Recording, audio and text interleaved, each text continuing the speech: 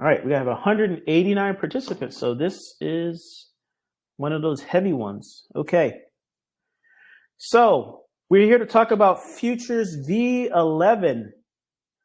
And the first thing you should know about V11 is I don't like V11. I like just just because of history. I like even numbers because there's actually engines, car engines, and this is very much thermodynamics. The way this system works is very much an engine, cash flow for all, financial engine, yield engine. And if you understand thermodynamics, then you understand money flow. And it's the same thing that Michael Saylor has preached, a fellow MIT alum and rocket scientist for real. So yeah, this is very much DeFi and crypto done right is thermodynamics. All right, and you can predict everything based on watching the money flow and watching where it tends to pool. Okay, so V11 is a transition point. There will be a V12. Let's see how far V11 gets us, but I think it should do pretty well. Okay, so why V11? Why now? Okay, so we've had a couple of developments. The main development being that we've collectively chosen, voting with our dollars, that Trunk is that lead asset. We've done on the protocol development side, we've developed the Trunk ecosystem and made a couple of bets that we voted on. We funded the Trunk ecosystem in business. We've moved the herd to greener pastures and flush watering holes, right? We moved from we've moved a significant amount of liquidity to Solana. The industry has also moved to Solana. BNB Chain has not been a favorite place to develop new projects for this cycle that feels like it hasn't even really started. You've had meme coins in Bitcoin. Ethereum is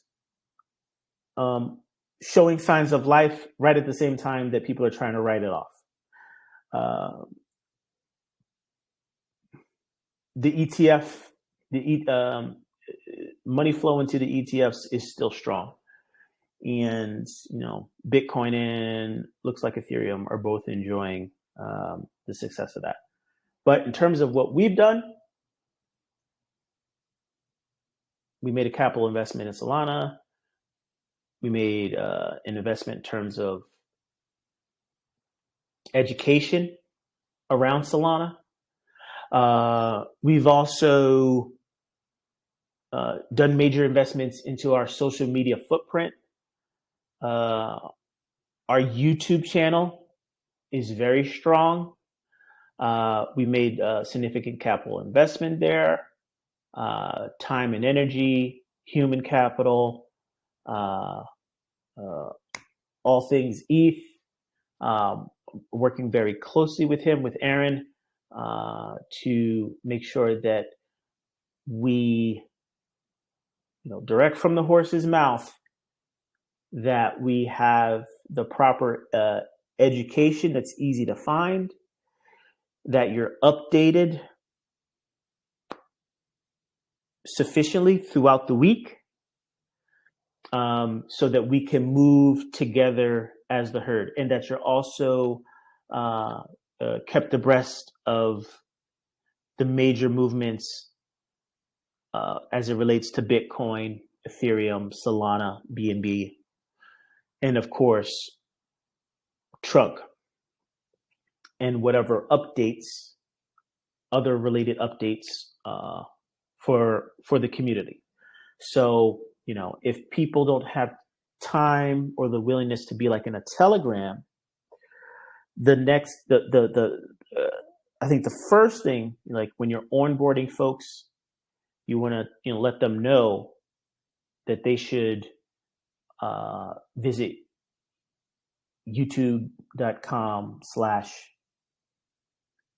at elephant money, elephant-money, or whatever that the handle is. But there's links for it all on elephant.money on the website. So official links to everything are at the footer of every page on elephant.money, including our privacy policy and terms of service. So we've also made significant investments in business continuity planning and also legal. So that we're making sure, like, it takes a lot of things to keep a $1 billion business running. Guess what? We're a $1 billion business. You know, if you take a simple 10x multiple of whatever TVL we have at the current time, we're pretty much always going to be over $1 billion from here on out. We, you know, at our height with Elephant, in our last multiple parabolic rises, where we did make millionaires,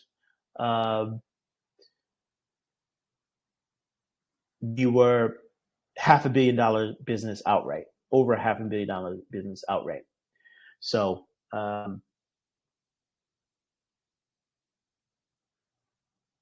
we will get there again, and we have all of the proper guardrails in place, and we're in a great position.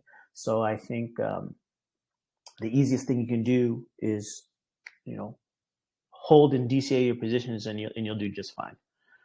So getting back to futures. So futures V11. The reason we need a V11 is because, you know, Trunk is that chosen asset. It is performing. We've made capital investments. We've made investments in terms of our knowledge and understanding of Solana and how to best utilize it. And it's all paying off. And we have to align futures with that reality. So the majority of the active herd, they own more Trunk than they do Elephant. The remaining herd that does own Elephant is doing great, in the sense that you're in a position to benefit greatly as Elephant grows with Trunk. That will happen with the linkages that I'm going to describe. That will happen. If you go to the Dune dashboard, we have a section dedicated to the turbines, and you can see how much Elephant the turbines are buying. And you'll see that is a very healthy and up and to the right volume chart. And as Trunk goes parabolic, so do those charts. And it's one of the reasons why this floor that we're approaching for Elephant is so strong. You should also note that there's not much. I think there's about 15% left in circulating supply of Elephant that is owned by both the community and Bertha. So I think the community right now owns just a little bit more than Bertha. But the point is that the community should have owned a lot more, and Bertha should have owned a lot more. And the voting for whether to hold Elephant or not by the community, that unfortunately, that vote happened a long time before we even started the efforts to, figure out what to do with Trunk. That voting happened a long time before. And in fact, there are actions that happen in the macro environment at the community level that influence my decision making in executing on future protocol developments. Because as many of you know, I've been trying to lock down the protocol and set it in stone for quite a while. I've been saying I've been done for like 2 years now. And something comes up and I'm not done. And that's the nature of software, realistically, is that you're never done. There's always a security patch at a minimum. There's always integrations that break at a minimum. So the reality is you're never done, and which is why Savannah House exists. Savannah House exists because there needs to be business continuity. I know how to run technology organization. I've ran this technology organization and financial cooperative for 8 years now, and it's been my longest standing position in my career of a career that's in the late 20s of years in fintech. So and I enjoy serving you all. But anyway, getting back to the topic at hand.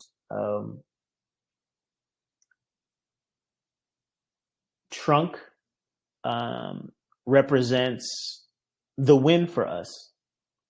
Trunk for the win. Everything we've ever worked for or dreamed for is wrapped up in Trunk, and it's performing. It's doing what it needs to do. We have eyeballs. We have political support within the community. When I say the community, I mean the broader DeFi community. How long have we been talking about CoinGecko hating on us? It's been years. And just like that, we're back. How long do you think they're going to wait before they're going to be forced to list our circulating supply? Remember that with the influx of institutional funds, what also comes is accountability.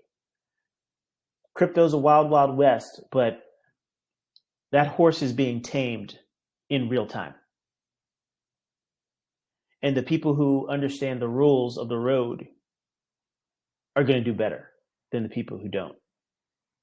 And there's a certain level of accountability and integrity that's expected when you're dealing with large sums of money.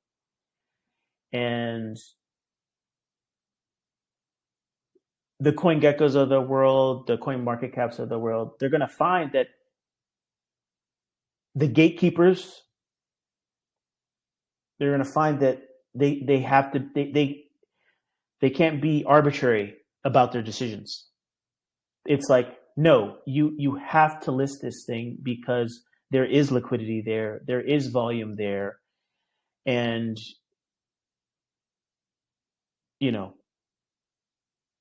the venture capitalists that are investing in those businesses are going to look like, why are you doing this? Like, people don't you understand that people won't even trust your numbers if you don't publish where the actual value is being created? Like, it's insane. Like it or not, you have to do the right thing.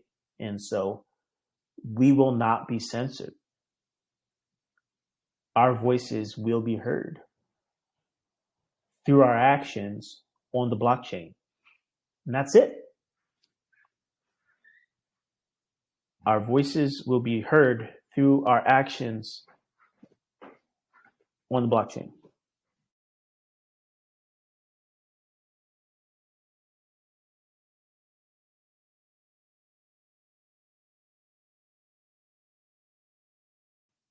All right, so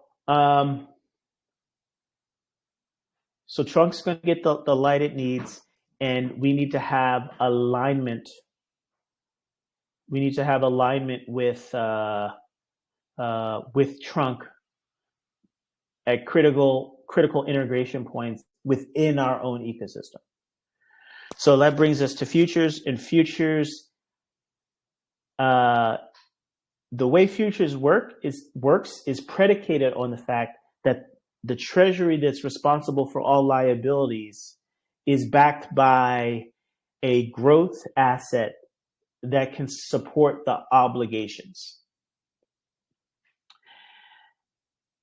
And from since its inception to this day, that platform, over almost 2 years old now, has never missed a beat, never missed a payment, and has worked flawlessly. A lot of people love futures.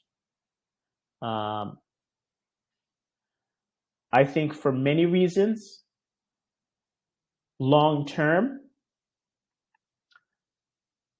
operating on money markets, whether they're controlled by other protocols and other teams in a more open fashion, or whether they're money markets that are built directly within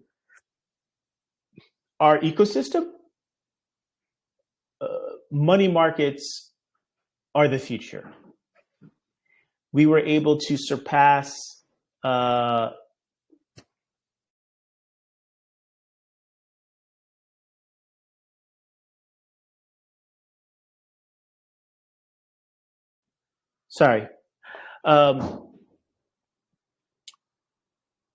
money markets are the future. That said, all of the TVL and user-controlled value in futures will be serviced. Your deposits, your TVL, effectively your wallet balances in futures will always be serviced.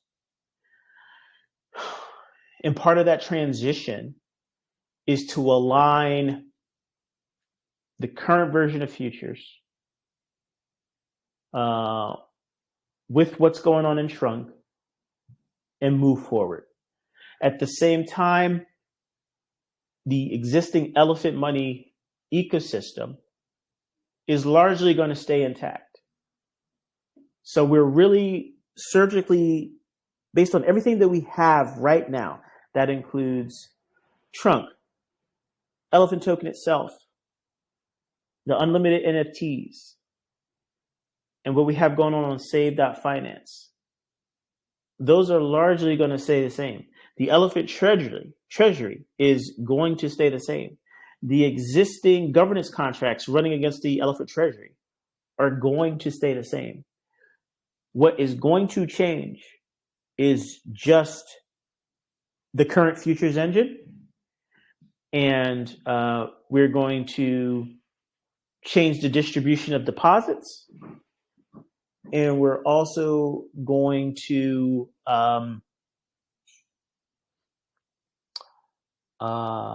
change the current distribution of funds within the treasuries that are effectively controlled by Bertha. It's very convenient to use Bertha in the Elephant Treasury interchangeably, but Bertha really represents the protocol, and the protocol specifically on BNB Chain historically. And Bertha, to exact and pay out liabilities, is going to use a combination. So Bertha, to service those liabilities, a combination of tools to service those liabilities. So we're talking about not just an Elephant Treasury, but now we're talking about an additional trunk turbine, if you will. It has this new turbine. It's not quite a turbine in the sense that it kind of works as a turbine and a treasury interchangeably, so that there are programmatic access to the funds within that treasury, but it's not whitelisted because we know specifically what we want to do.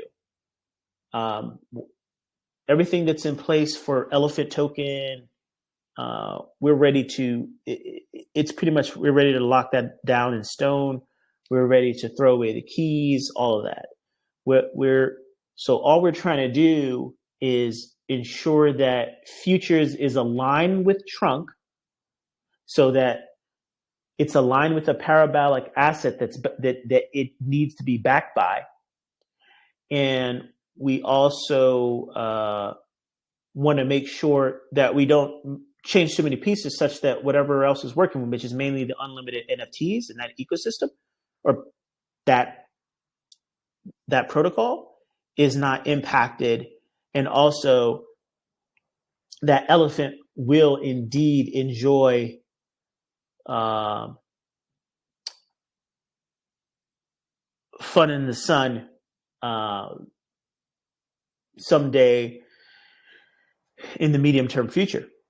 So, but first, you have to understand strategically that as a community, there's one front. There's one front that we have to push on, and that's the Solana USDC front.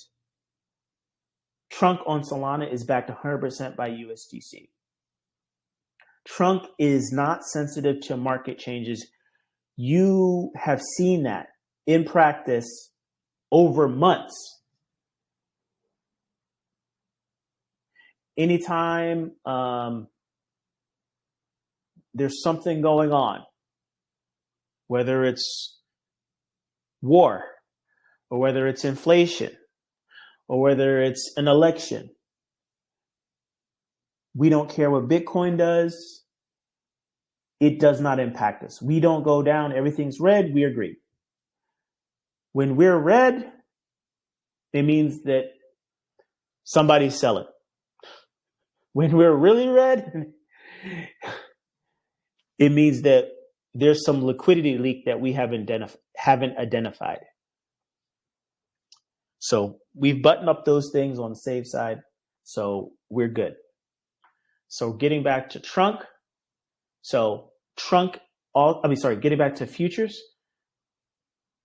What do we know about futures? Futures has also performed for us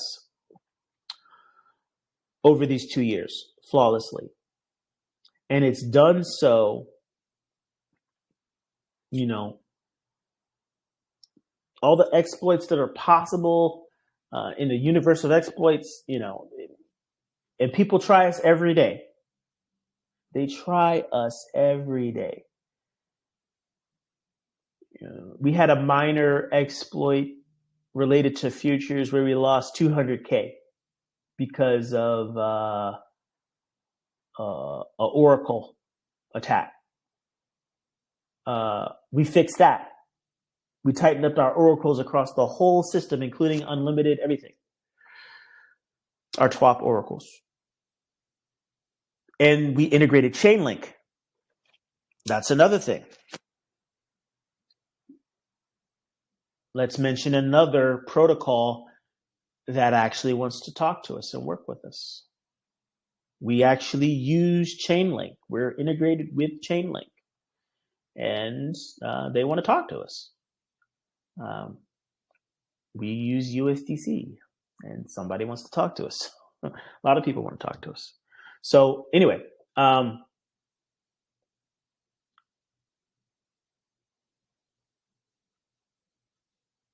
what I'm trying to say is futures is a tank. Futures is a tank. And we will make the short-term adjustment to keep that running.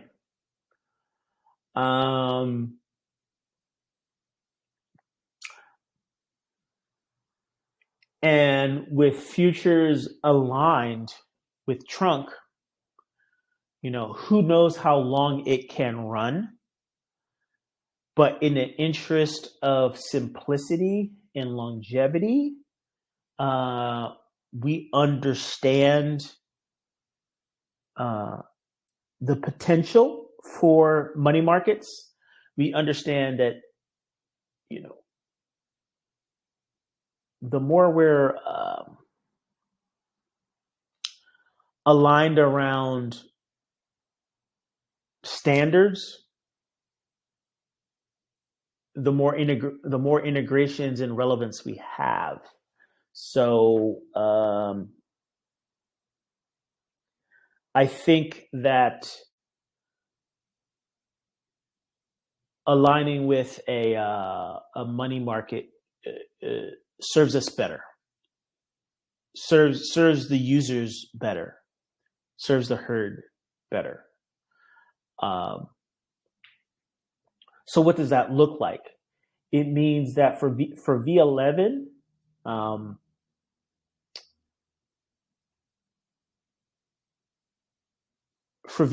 even we may consider only supporting existing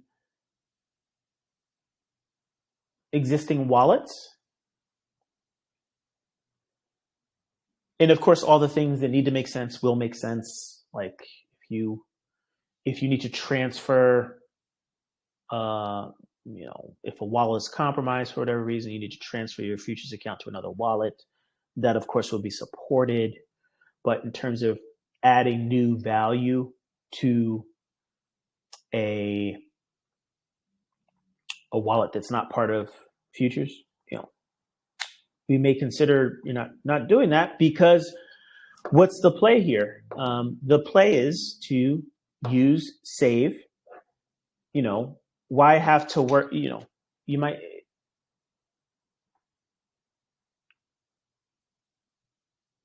With futures, you have to be actively involved. If you're not going to win. Things are going to be very slow. You're not going to lose money, but you're not going to, it's built for engagement. So we want people to start to develop their plan, their exit strategy for futures. And that plan may be as simple as you don't make the next futures account. So what does that really mean? It really means use your futures account, use your existing futures account, use the strategies that you planned on. None of those strategies, none of those calculators involved using another futures wallet.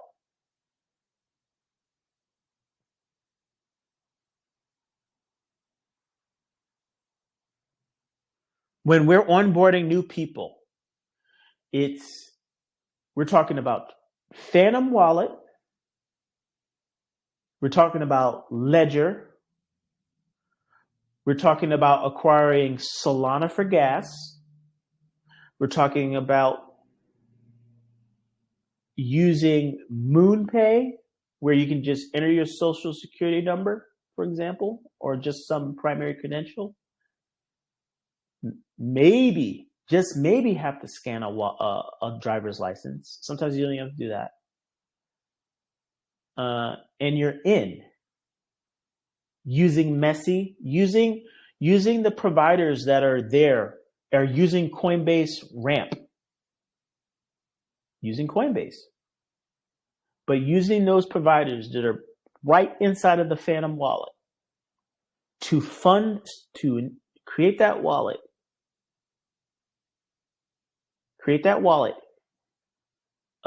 Give it gas, buy USDC. So no matter what the market's doing, you put $5,000 in, you put $500. Well, $500 is probably more realistic for like some of those ramps, unless you're using like unless you're using like ACH or using Coinbase. You know, for the smaller numbers, $500, you're up and running in less than 10 minutes. And they don't even have to go to Jupiter. They can just buy. They can just buy Trunk right there, swap for Trunk right there using the USDC they just bought. That's it. Done. They own Trunk. Use the Trunk that's verified, right? It says it right in the wallet. There's Trunk, and then there's all the fake Trunk below.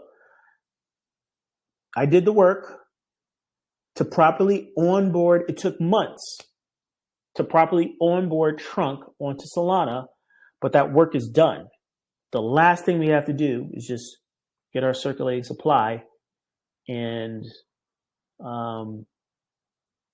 I'm happy to be speaking to all of the millionaires here. You can't, okay. Quick aside.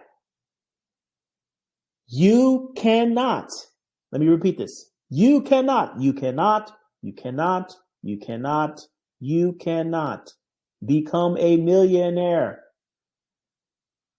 in Trunk if you do not hold.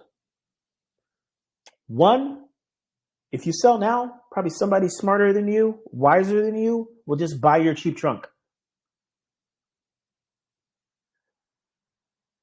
Okay? But even then, let's say we 5x from here. You still will not be a millionaire collectively. Not all of you can be millionaires until we fully run the play, till we win the game. Forget the play, till we win the game. There are many steps left to win the game.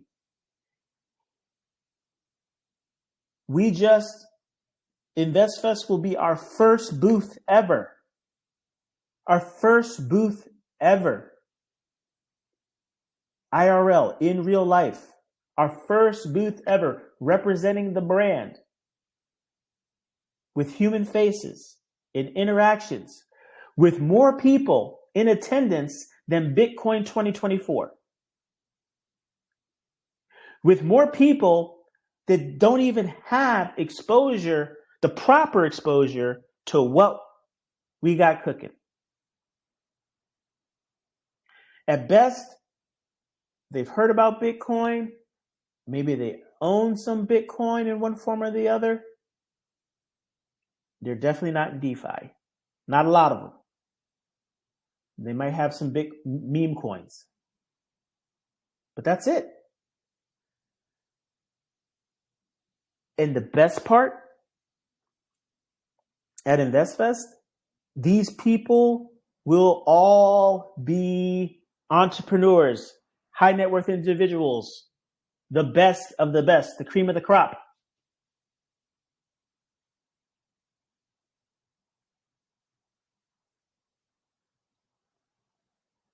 We want them to get in.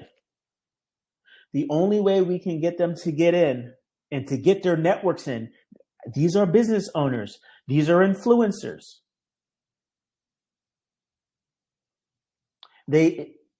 Business owners have friends that are business owners. So high net worth individuals who run businesses, they influence employees down the chain. They influence their peers laterally. They have to have a good experience. So that means when you become a millionaire on paper, you look at the chart and you're like, oh my God, I made a 10x. Well, guess what? How many X's? We've made, 20x, 30x from the bottom at 4 cents. And did I know we were going to do it? Hell yeah. I've been doing fintech for the better part of 30 years. I've been doing DeFi for 8 years. I've been in Bitcoin since the very beginning. I know what we can do as a community. This is not speculation to me. This is a fucking team sport. And we're winners. We're champions. Okay? I want you to understand what we're actually doing here. We are champions in a global team sport. Don't you see the rampant manipulation everywhere? Don't you see how they're just dropping the prices of digital assets before everybody gets in? Before the money printing starts? Monkeypox was just declared as a pandemic today by the World Health Organization. That's a license to print money. And you kind of have to do a lot of things to get monkeypox. I'm not going to get into it, but make sure you have lunch before you research that.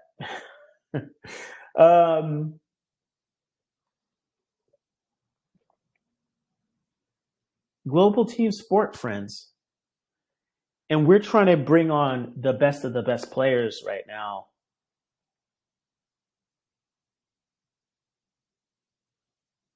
We're trying to attract. That's why we're in InvestFest. That's why we'll probably be at Davos next.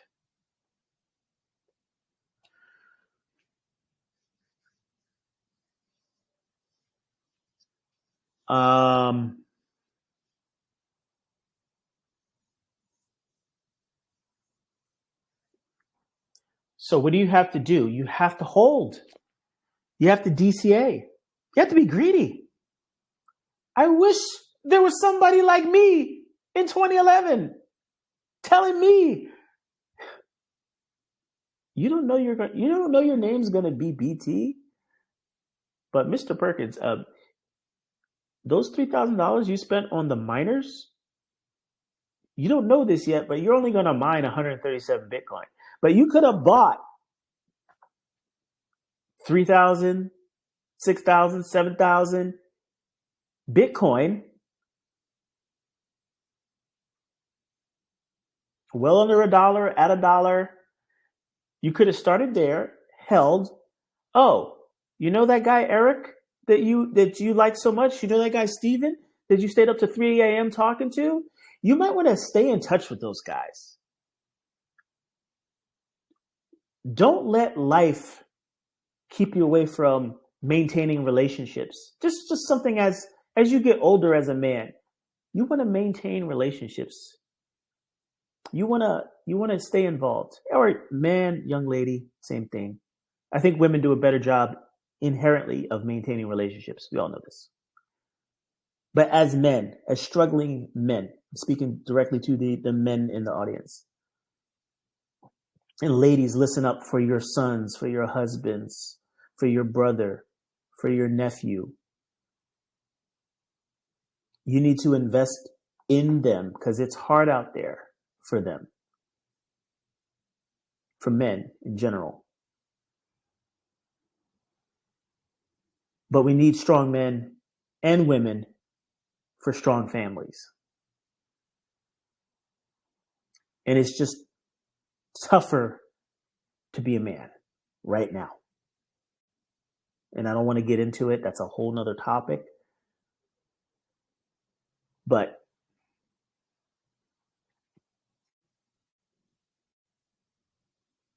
if you don't have good men out there,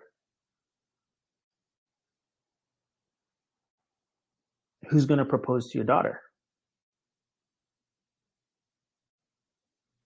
And I'll leave it at that.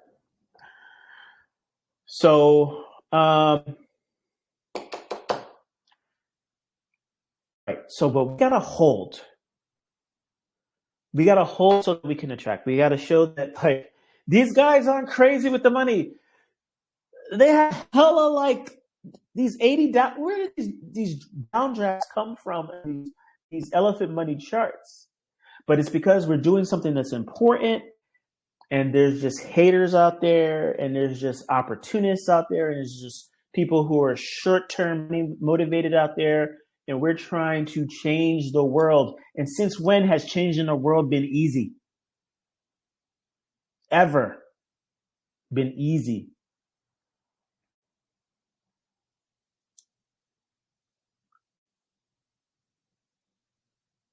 Like sending a man to the moon was like probably one of the last really great things America has done, besides the internet. no, but no, we got to keep shooting for the stars, and we kind of have to make this kind of money thing go away.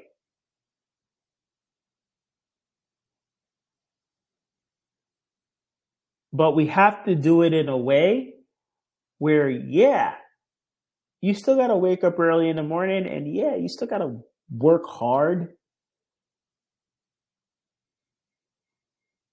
you know, to have the best life, to have your best life.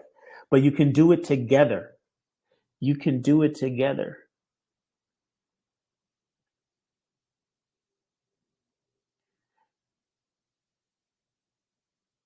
You know, do you want to be a solitary creature? Guess what? We're human beings. We're not solitary creatures. We're meant to be in groups, in families. The only people that want us to be solitary are these people that figured out that they can extract more value from us if we're alone. That they can sell 2 rolls of toilet paper instead of 1.5 if you're starting a family or have a family. So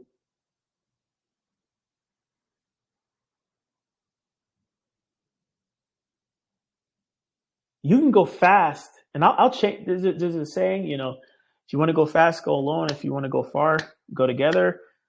I'm saying go fast to where? If you're alone, to where? To what end?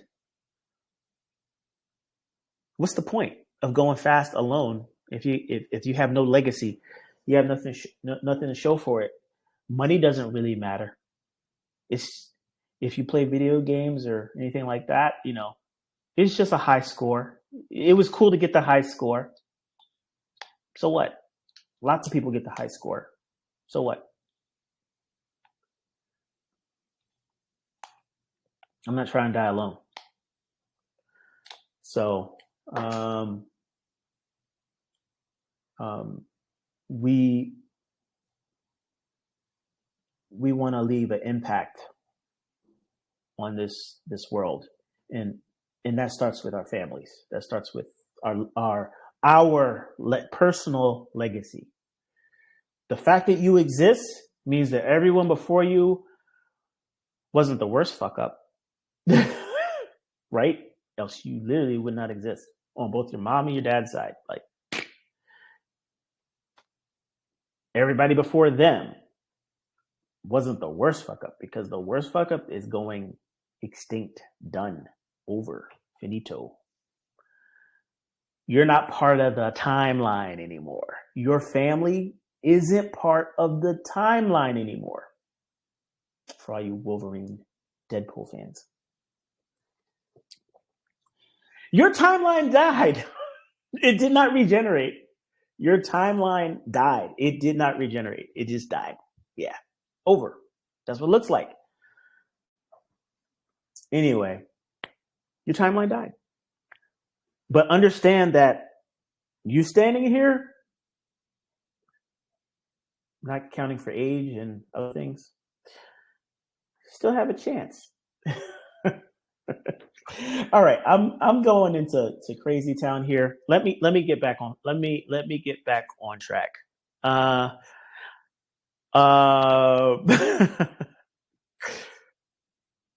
Futures. We're talking about futures, but aren't we talking about the future?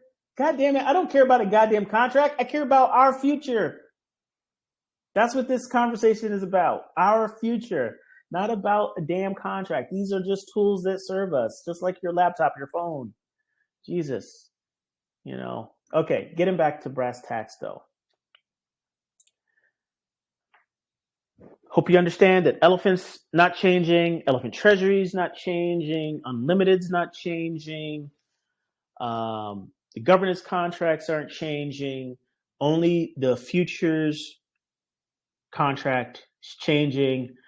All the current allocations are not changing, except for the allocation to Elephant and the allocation to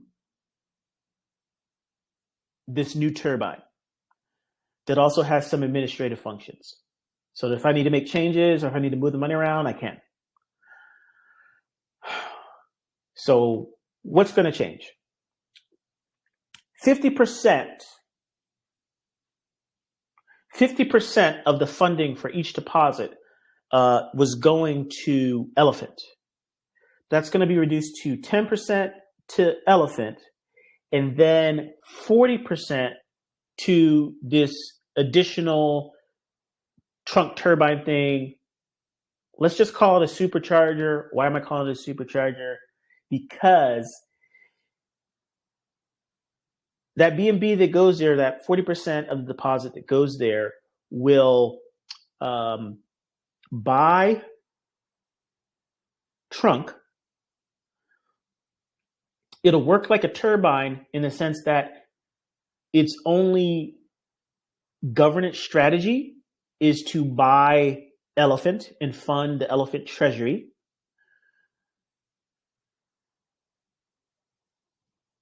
Administratively, it's different from a turbine. There's a withdrawal function so that only the owner can withdraw those funds if we need to, if we just need to do something else, or if we need to decommission. If we need to, so a decommission would happen if we get to 5 billion market cap for trunk. We can pay off everyone in futures. We don't get to $5 billion in trunk because of futures.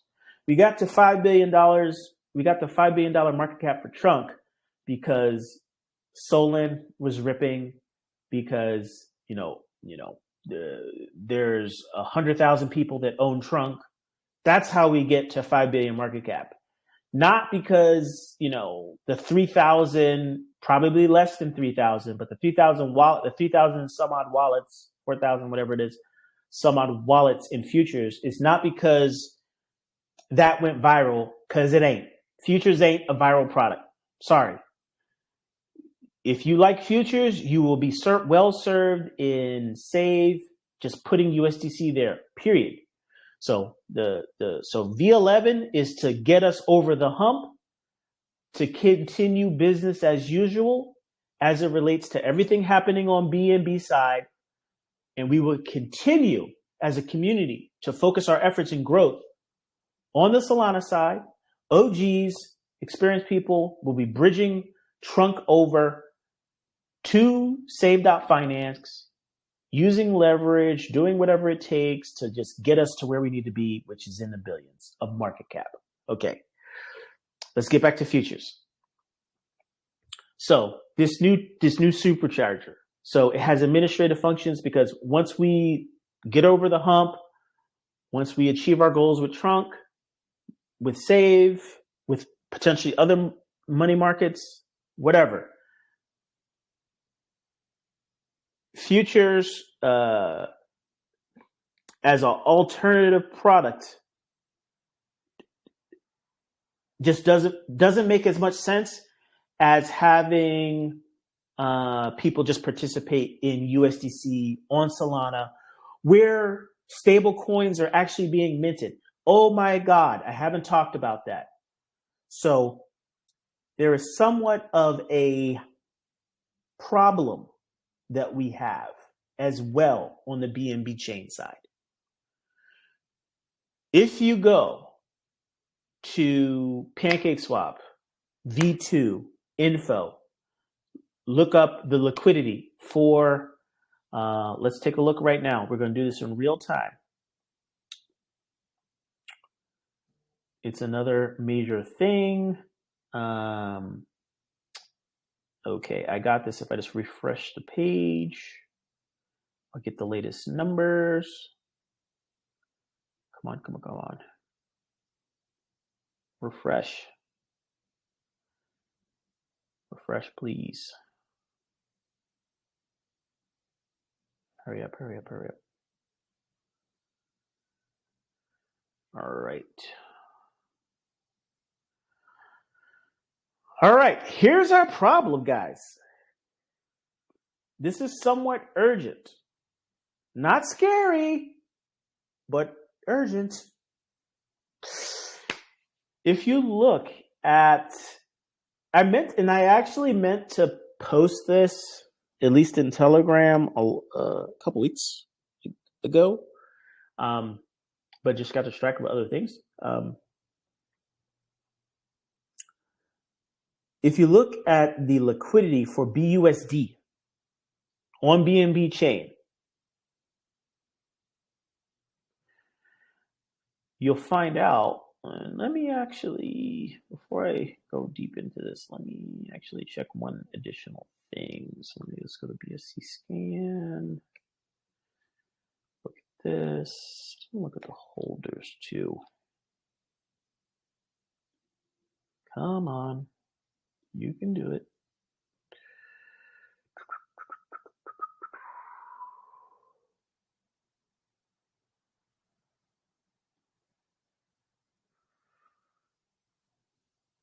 What?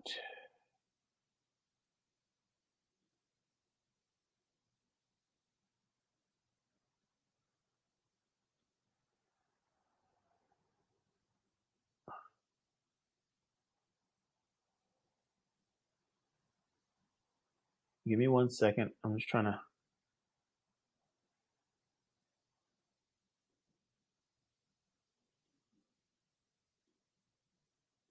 Holy blah, blah, blah.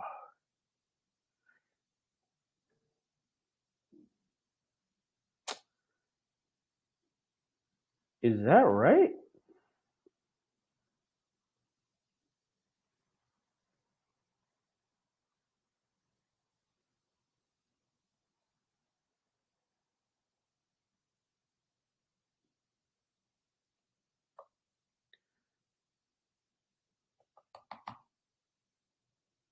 Give me 1 second, guys. Come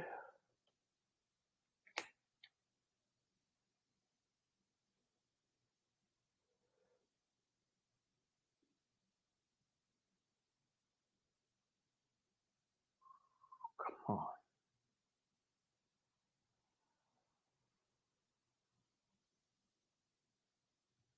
Wow. Huh. That's not good. All right. So, all right.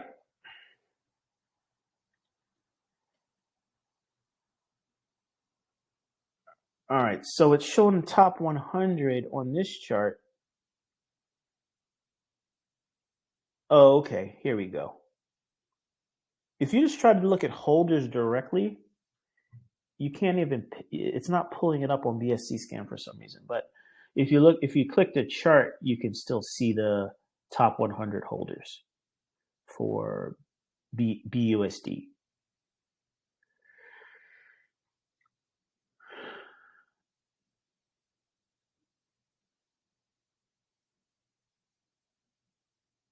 And so the second largest holder,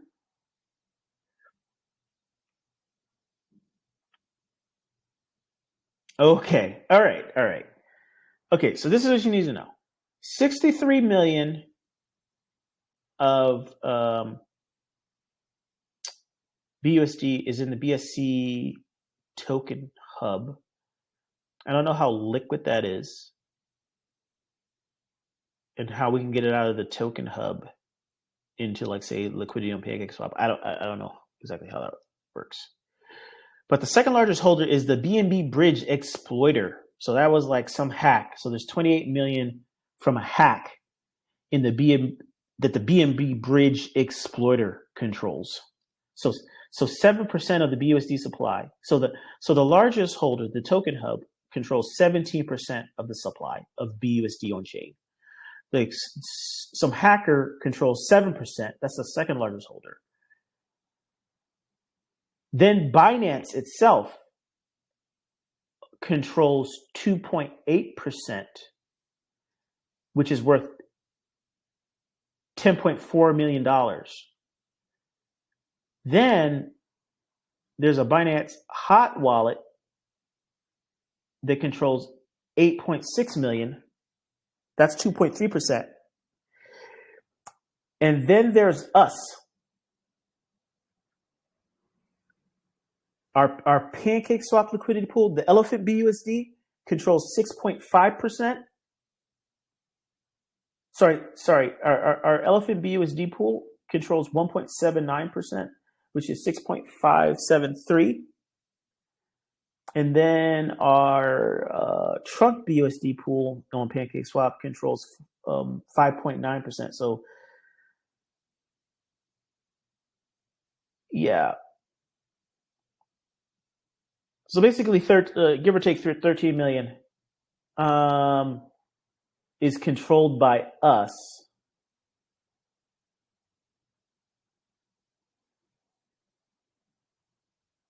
You know, we're the fifth and sixth top holder of BUSD, and BUSD is not being minted. And what that means is Stargate has some BUSD. Stargate has 4 million.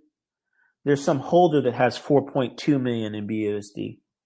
There's another holder that has 5.3 million in BUSD. The whole point is these are rookie numbers. Even 63 million on the token hub is rookie numbers. But that's it. And I don't know if any of that liquidity from the token hub, I mean, we're going to have to attract BUS liquidity coming from far and wide. But it gets pretty thin quick. I mean, in the top 100 holders on chain for this stablecoin, the 100th holder only owns 263K worth of BNB of BUSD. Sorry. So, as a matter of course,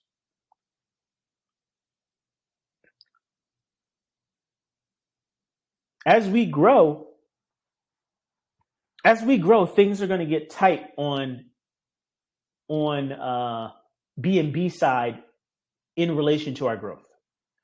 Trunk is going to demand that we have sufficient liquidity on the other side. Trunk gobbles up stablecoins. Trunk is going to demand us to have USDC. Guess what? When it comes to USDC on Solana, we have infinite supply. Not infinite, but in the trillions. What does that mean? It means that for as much demand as we can create through actual growth of our community, those people can come in through the proper channels that are exposed on the Phantom wallet, those on-ramps, MoonPay, Messi, Coinbase on-ramp, all of those players, and also D-Bridge. So another way to get value over to Solana, get USDC is how you get value into Elephant Money now. The preferred way to get value into Elephant Money is to get USDC, bridge it over to Solana, or buy it directly on Solana, or transfer from Coinbase or transfer from whatever centralized exchange, USDC on Solana. That process invariably will use, CCTP or something like that? cross-chain, blah, blah, blah, I forget. But basically, I think I might be confusing the Chainlink one, but also Circle has a cross-chain protocol, which is very simple and easy to use. And what is the preferred mechanism for many of these bridges to convert value to USDC to go anywhere. So Circle is very quickly, through technology, winning the race for bridging value across chains. So USDC is what value looks like as it comes from fiat currency to on-chain. USDC is the play. USDC can be minted through trusted minters that have integrations. Can be, and actually anybody can mint. If you start with USDC on a particular blockchain at a particular contract address that's verified, validated, this is USDC on this chain, you can take that USDC, pass it into the contract on that starting chain, say where you want it to go, and that USDC will be minted by Circle on that chain to the address you want. That's what bridging looks like. That's what the simplest version of bridging looks like. You could literally start a business, spend all your money marketing, blah, blah, blah, bridge, BT's bridge, right? And I just bridge USDC and I just charge a super duper small fee. And I don't build any relays. I don't build any fancy infrastructure. I don't have another blockchain. I just say I support all these blockchains and they happen to be the same exact blockchains that Circle supports. And I'll just say, you just, pass, I support this version of USDC or USDE or B or wherever the hell, there's a couple of those too, the Circle supports. I support all these flavors of USDC and I'll help you get USDC to whatever other side. And I'll just charge a super small fee. And I have a bridge and I have a business that's cash flow positive. I make money every day. Da, da, da. And it's just knowledge. It's just that you didn't know. And, instead of Circle just making, I think Circle does have like at least one bridge that is basically just that. I forget which one it is. But I like using dBridge, which I know still uses that technology. But yeah, like dBridge does use that technology, plus a couple other things. But basically,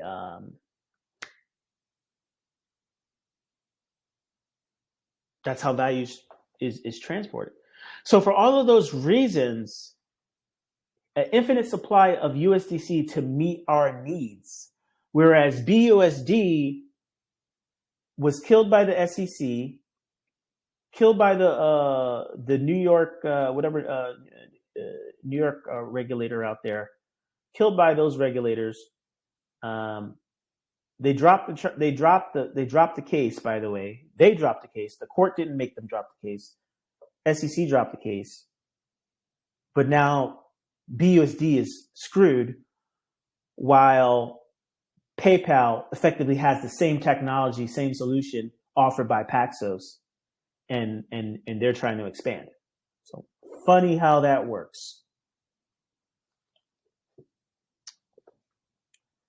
CZ gets a slap on the wrist, 4 months in jail, just enough to tarnish his credibility, just enough to take him out of the game, literally. If you don't think there's a deep state that's in control of everything, there is. I'm not trying to go too crazy here. Don't mess with me, guys. I'm one of the good guys. You know who I'm talking to. I'm registered, goddammit. I know what I'm doing. So don't mess with me. I'm trying to help. But yeah. There are certain rules you got to play by to go far. I'll just leave it at that. And luckily, we're playing by the rules. That's why we're getting bigger. Okay, I just want you to know if people didn't want us to get big, we wouldn't be big. Let's leave it at that.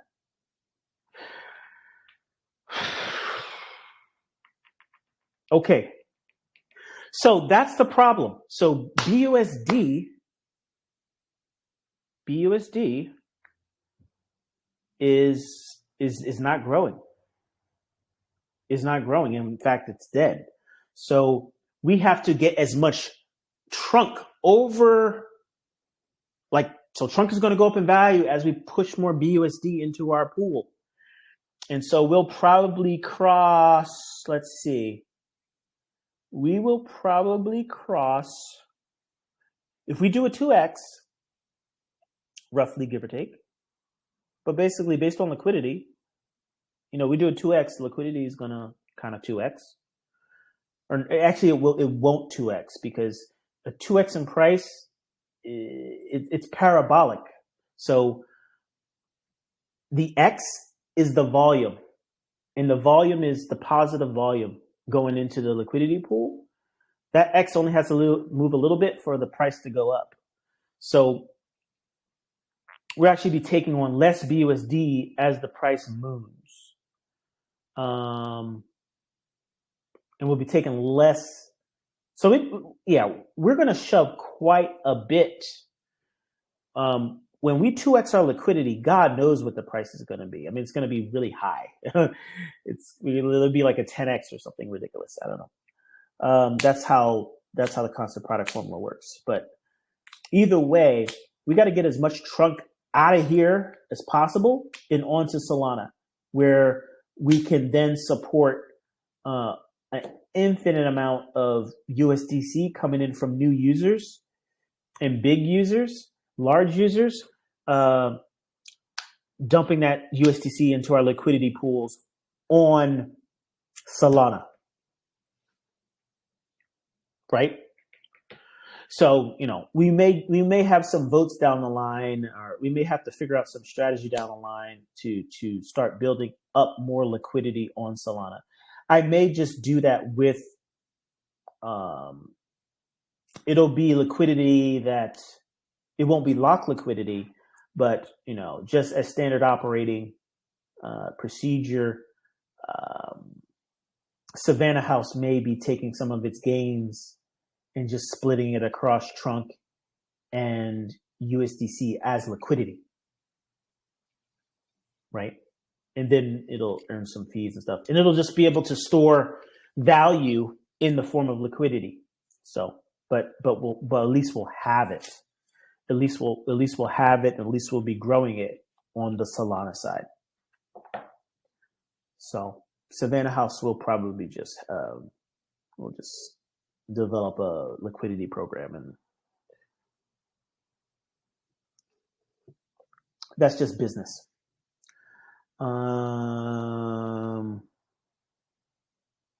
But we got to get off of BUSD. We got to get off of BUSD because we're the fifth and sixth largest holder here, and the more as we rise up the ranks, as we necessarily do, we don't. There'll always be an exit route for BUSD, but it can be a easy route or it can be a complicated route. And so what makes it complicated?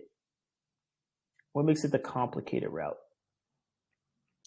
It's the complicated route because, so getting back, so I wanted to look at the holders, but now let's get back to let's get back to the actual liquidity. And this is double-sided liquidity, but we have 12.76 million in liquidity for the Elephant BUSD pool. We have 11.8 million liquidity for Trunk. And then our exit liquidity, our simplest exit liquidity and liquidity, the exit liquidity that we actually use is the WBNB BUSD pool. That's the actual route that we take. And it only has 8.43 million in liquidity. It has less liquidity, it has less BUSD than we have in the Elephant Trunk pools. Now, because there's still a few people that have their eye on this pool, and this pool is still critical, but that just goes to show you how low the volume and economic energy is on BNB Chain in general, because WBNB BUSD is still BUSD is still the dominant stablecoin on chain for BNB Chain. So BNB Chain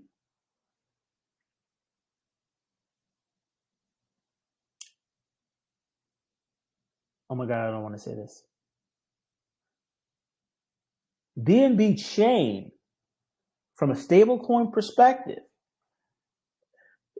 based on the renaissance that we're going into with DeFi, is deader than a doornail. As a matter of fact,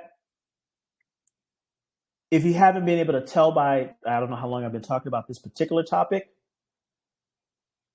we are DeFi on BNB Chain.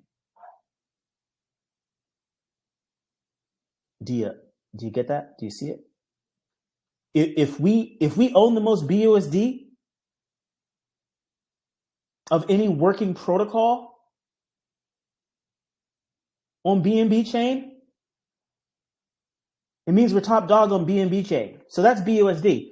Let's check out what the story is for WBNB. Because the story better be a lot better for BNB than it is for BUSD. All right, so we're looking at the same information for that, for BNB now. On V2, we're married to V2, liquidity.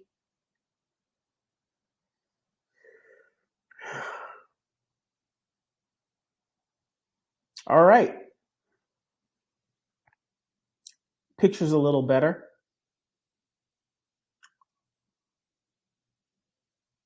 What the hell is this?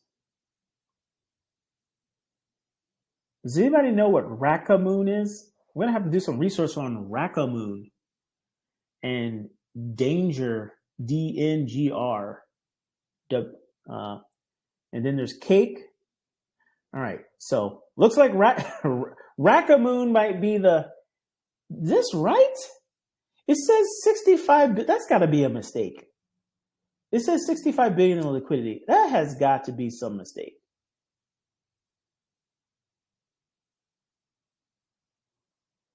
We're having fun, guys. We're doing this in real time. The volume is only 452 minutes. This is wrong. This has got to be wrong.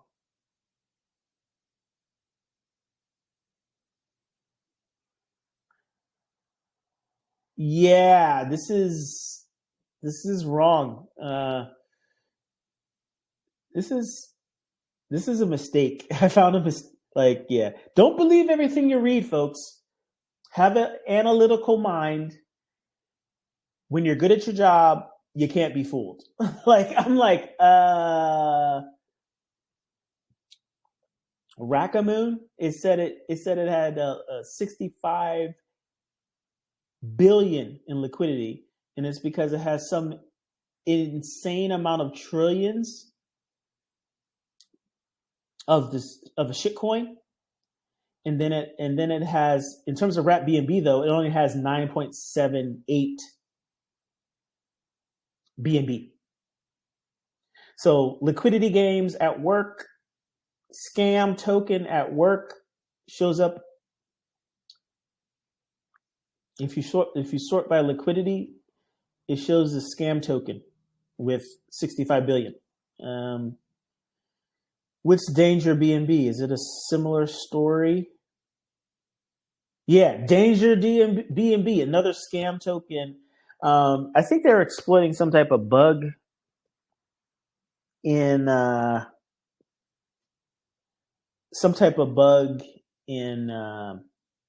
PancakeSwap's UI for reporting liquidity. I'm sure if I go to Dex Screener or Dex Tools, it's not going to even report that.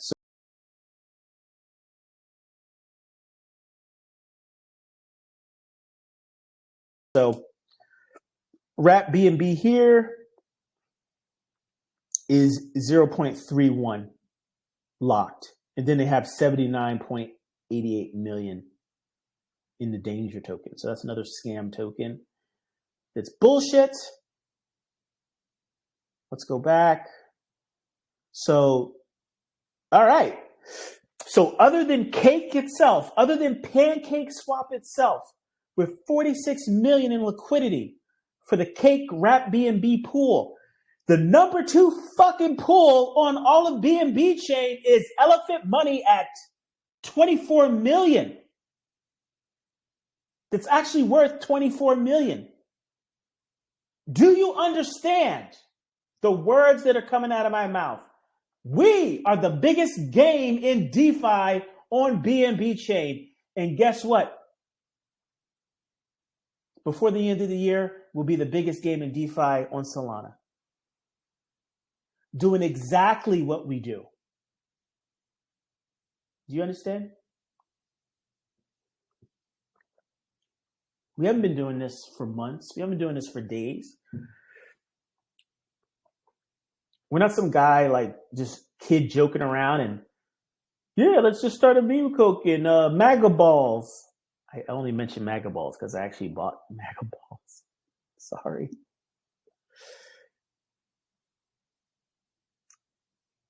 Ryan Reynolds is 48 years old. I'm just a couple months older than him. So he'll be turning 49 too. Hugh Jackman is 55 years old. So if you think middle age is actually just middle age and we have technology and science and Whole Foods, use them and go to the gym. I am going to the Y right after this. I've been going to the Y, hitting the elliptical, hitting some weights, doing some push-ups. I feel great. I am trying to get down to, I spent a lot of time at 180. When I left high school, I was 145. When I left college and was doing Taekwondo, I was 165, pure muscle and dreadlocks, beautiful. Okay, I want to get back to that because we all should be getting back to that. Be healthy. Watch what you put in your body. What's the point of doing all of this if you're not around? Like if you're building generational wealth, hey, let's aim for seeing the great grandkids. It's like you didn't have to hear about me. Yeah, you're going to college for free because of me.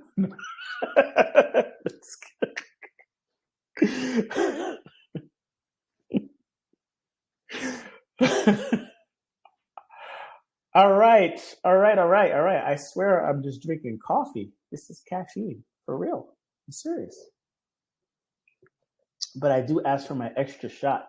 So I think there's like 6 shots of espresso in here. It's probably not good for the blood pressure, but gotta have life's small indulgences. Okay.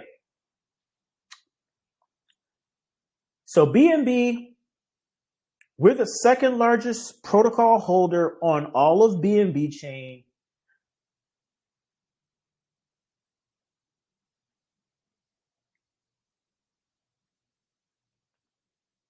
We're hot shit. Yes, I'm a Christian. I try to control my potty mouth. Forgive me. Okay, let's go. So, yeah. Second, only to PancakeSwap. Only to PancakeSwap. We're bigger than Floki. We have more liquidity than Floki. But I think if you look up Floki,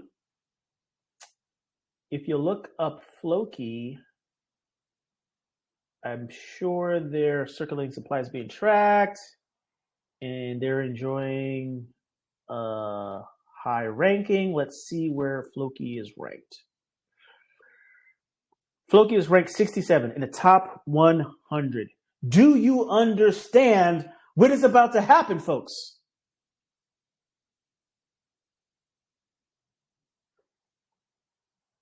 Their market cap is in just the billions. Just the billions. They have this insane volume because they're on sexes. They have 2 orders of magnitude more volume than we have right now.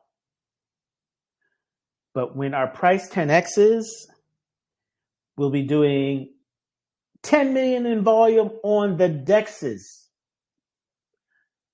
We've been clocking in around 5. I think I've seen as high as like 7, 8 million in volume on some of these crazy days.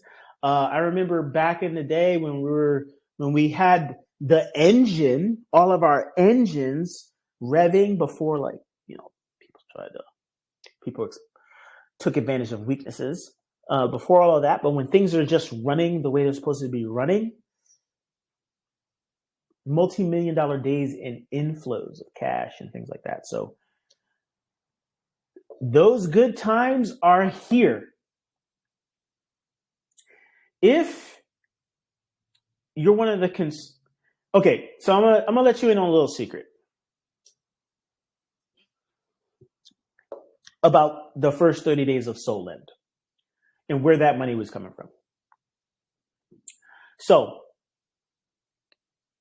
you know, I talked to the Solend guys. I said, you know, we're data driven, right? We're data driven here. That's why we have the dashboards. Shout out to Jebediah Tusker, you know, who, you know, took over our dashboards from Daedalus, from Cohen. Thank you, Cohen, for your service, all the great things you did. Jebediah and team taking on that work, distributing it through a team. So we have a data science team. Had the pleasure of hanging out with Jebediah in Nashville. I think me and Jeb, we hung out the most. He was like everywhere I was late night. He was. It was awesome. It turns out game recognized game, because he's like an architect. He's an architect as well in his day job. You know, he went through similar struggles as I did professionally. It's like you've been there a while. You've been kicking ass, taking names, and the first thing they want to do is, you know, you're pretty good at gunslinging, but we want you to sit behind a desk and just manage people. And that's what, you know, it's like, and just, yeah, your high level opinion about stuff, you know. Meanwhile, people like Jed, people like Daedalus build a whole dashboard, multiple layers. So, like, if you want to understand if you just want to take you want to understand the complexity of what has been built over the past 3 years and how significant it is, compare our dashboards to anything else running in DeFi. They may have like 1 or 2 pages worth of like graphs and stuff. We got pages and pages and subsections, and like you could go off to Elephant Unlimited Island. It's like a theme park, and you just like, okay, I got the ticket for Elephant Money World, and I didn't even get to there. I didn't even get to futures. I didn't even get to the futures ride. I was too tired, sunstroke. I just chilled over in Unlimited Island. It was cool. It was chill.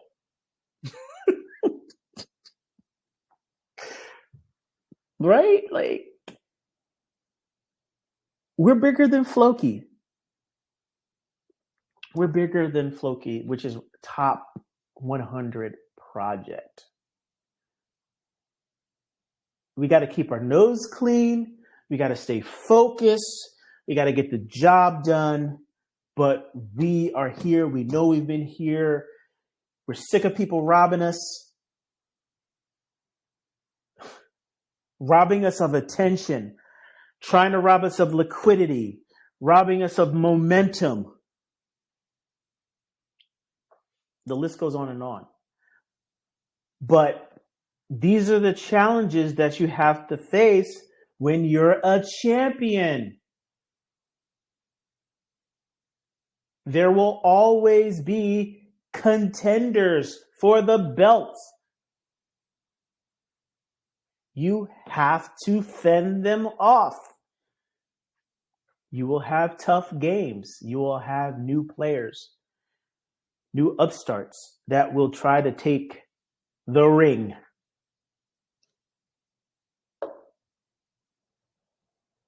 Probably ring is better, because how many championships rings do we have?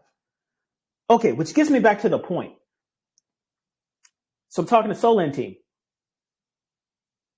I'd like to know where the hell all this money's coming from. Can you give me a spreadsheet to tell me where all the money's coming from? Because I'm a servant leader and I'm data driven. And I want to be able to find out where the money's coming from so that I can tell my community, so that when we do figure out where the money's coming from, we can get more of the money come from those places and then also come from other places. Long story short, the money was us. We're playing both sides of the Save.finance Solana play based on different risk profiles.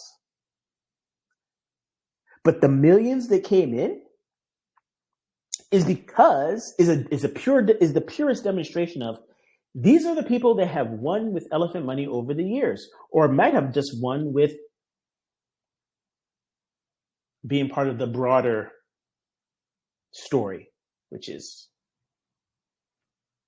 8 years of DeFi with BT. Cash flow for all, winning is the motive, and to continue that in perpetuity, and just more people, bigger herd. Okay, so we always have the capability. We have the capacity to get to where we want to go. We are the change that we seek, period. So the simplest thing that many can do is, and I think the thing is that some people have the idea that, well, if I've won already, and then there's other people in the herd, regardless of how long they've been in the herd, but if they haven't won, are they going to win at my expense? And that is a scarcity mentality. I want everyone to check the scarcity mentality at the door. Here, we are talking about abundance. Here, we are talking about the law of attraction. And here, we are simply talking about the way the world works when it comes to money in general. And as it comes to investment banking, which is actually the business we're in, you get bigger by showing that you can do well with what you have. That's how you get bigger. Like, so we're going to try this again. We are trying this again as we speak, and I don't know how many cents we're at now or whatever, but last time I checked, we were like 68, 69 cents, and hopefully, if the haters tried to dump the chart while I was talking, because I'm not looking at the chart price, but they like to do that. You know to buy the dip because you know who's selling. It's no one rational. It's only the haters. So right now in this call, I'm not going to look at the trunk chart. I'm not going to look at the trunk price. But if the haters dump at any time after this call, you know it's them. Buy their bags and keep it pushing. I'll say it one more time. If anybody sells right now at 69 cents, when we've been at $1.60, you know it's the haters, you know it's the swing traders, you know it's the bots, and you know what to do. When I say you, I mean the herd, I mean the people who are going to win, I mean the people who, you know, just like old me back in 2011, I wish BT now could come back in time and say, you need to buy all dips. You need to buy every single bit of Bitcoin that you can under, I don't know. Like, when do you stop? But when, like, knowing what Bitcoin has even done, if you were back at the very beginning of Bitcoin, it's actually a nice exercise because it's kind of applicable to where we are right now. But it's like, when do you ever stop? If Michael Saylor is buying Bitcoin right now at $70,000 a pop, what? And he says he's never going to stop buying? But if this guy's only been in Bitcoin for 4 years. He's got nothing on me. 4 years. Late to the party. Michael Saylor is the biggest cheerleader late to the party. I don't care what ideas you got, bro, but you're late. But it's enough to get him on stage because he's the biggest cheerleader. He's like, I'm going to be the biggest fangirl, no, just kidding, of Bitcoin. And he's like, okay, you got the job. Good enough. You got you live in a mansion in Miami Beach. Sure. You can be our cheerleader. But I would much rather it be like the situation we have here, where you know what you need to do, where you know the value that you have in your hand, and where every single one of you can be a Michael Saylor in your own communities, in your own family. I set up my girlfriend's sister's husband. I guess that just makes him my friend.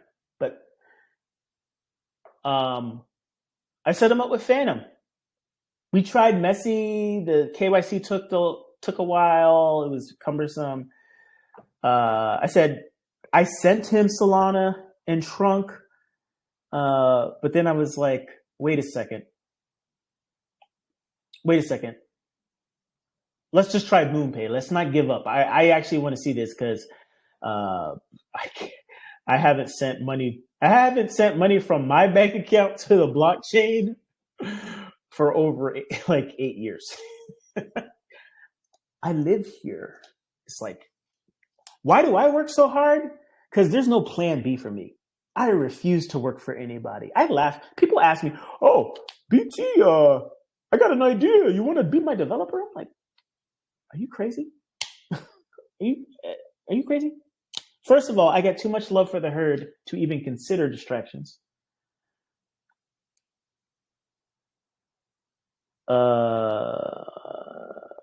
But that's just insane. Actually, no. Then it's like, if I really, I could be an advisor, but then I'm just like, no.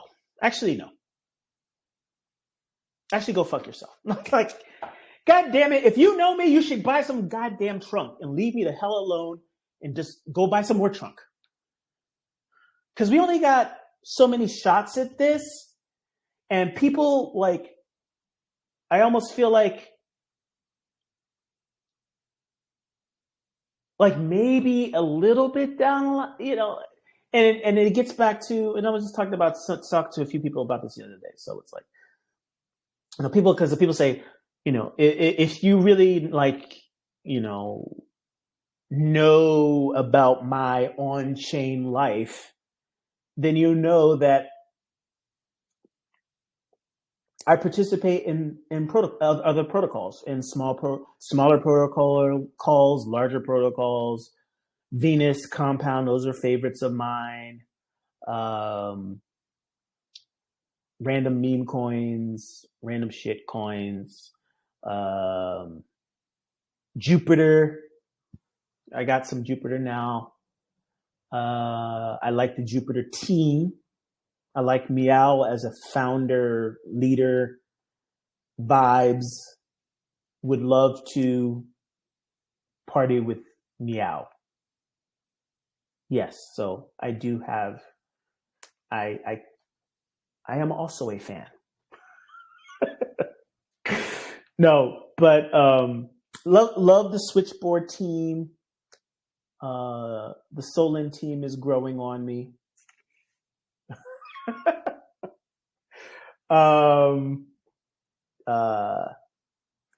Pancake team.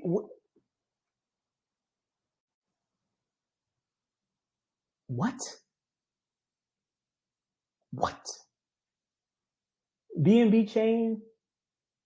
What? Y'all just fumbled that real good. You fumbled it really good. Anyway, but just like us, you know, sometimes people just don't want you to succeed. They have their own motives for why, but they just don't want you to succeed. So, but I think our situation is different. But we have to read the room, and it's time for us to lead. Hello, waitress. Bring the check. We're ready to leave. We're going to go to the next watering hole. That's called Solana. Yeah. So that's what we're doing. So, but yeah. All right. Where was I? So I think I was talking about the new turbine. All right. So that new turbine gets 40%. The old turbine, the thing that is the real turbine, still gets 20%, right? Of the deposit, the trunk turbine. The Bitcoin turbine still gets 10%. The reserve rainy day fund, the reserve still gets 10%. The rainy day fund still gets 10%, right? And so Elephant Treasury gets 10%. This turbocharger, this supercharger turbine thingy gets 40%. It pays out to the Elephant Treasury, and it has a configurable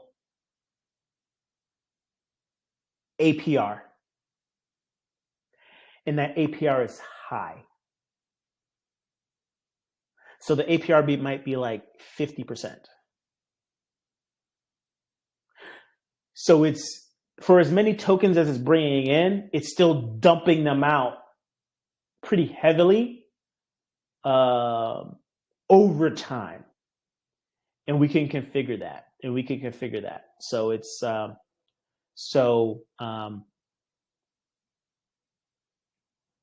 so in fact, what it's doing is it's allowing trunk to go up in value as it receives buy pressure from that additional 40% on deposits. It's allowing trunk to get that impulse in value, hold on to that impulse, but still pay out. And then it's also going to have a significant price impact right now in these early stages. And what's going to happen is when we take that 90% of Elephant out, we're not going to just market buy all of that trunk. We're going to buy that trunk over time. There will be some initial impulse. We'll see how far it gets us. If in the interest of being greedy, though, I know I'll be buying as much trunk personally as I can. I know that Savannah House will be buying as much trunk as it can. I know that using the looping strategy on Save,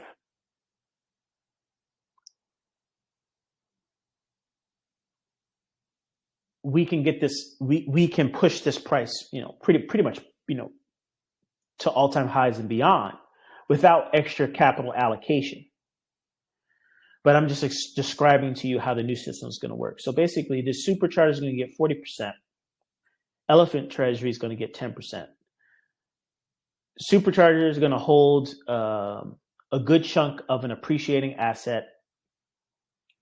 It's going to be paying out at a consistent rate daily to buy Elephant and basically keep whatever's in the Elephant Treasury topped off, right? It's not going to I'm not even going to code it so that it actually even cares or knows about what's in the Elephant Treasury. But and people who are using futures still should be mindful of what's in the Treasury. So we're actually going to stay just as mindful as we are about how the Treasury is doing now. But the difference is we're going to get our trunk business back to full steam. That's going to move very quickly. And we're just going to have more flexibility about income and revenue. And don't be surprised if you just see Savannah House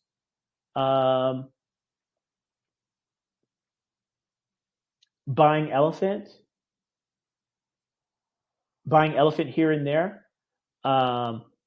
just to help support the price so that the Elephant Treasury doesn't have to sell as much Elephant to get that dollar value. Because that's really what we're talking about. Elephant Treasury getting that dollar value. So you'll see Savannah House supporting the Elephant price in the background, keeping a hold of those tokens, maybe distributing those tokens to, like we're doing really well, distributing some of those tokens to the Elephant Treasury itself, Elephant Treasury proper.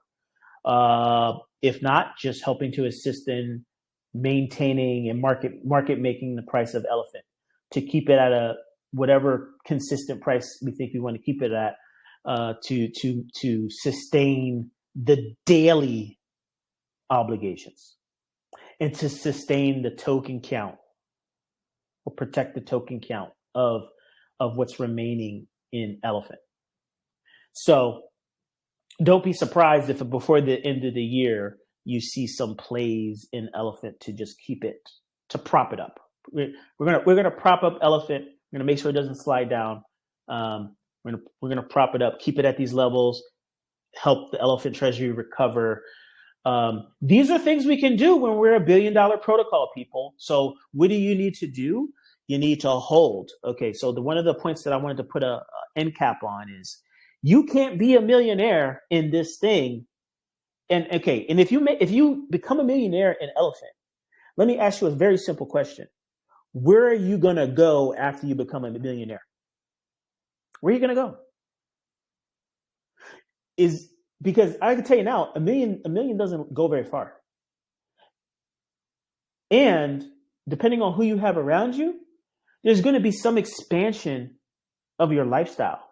If you actually want to enjoy being a billionaire instead of just saying, I'm a millionaire in the bank, but it's not really doing anything for me and my family. So let's just say that that's unacceptable.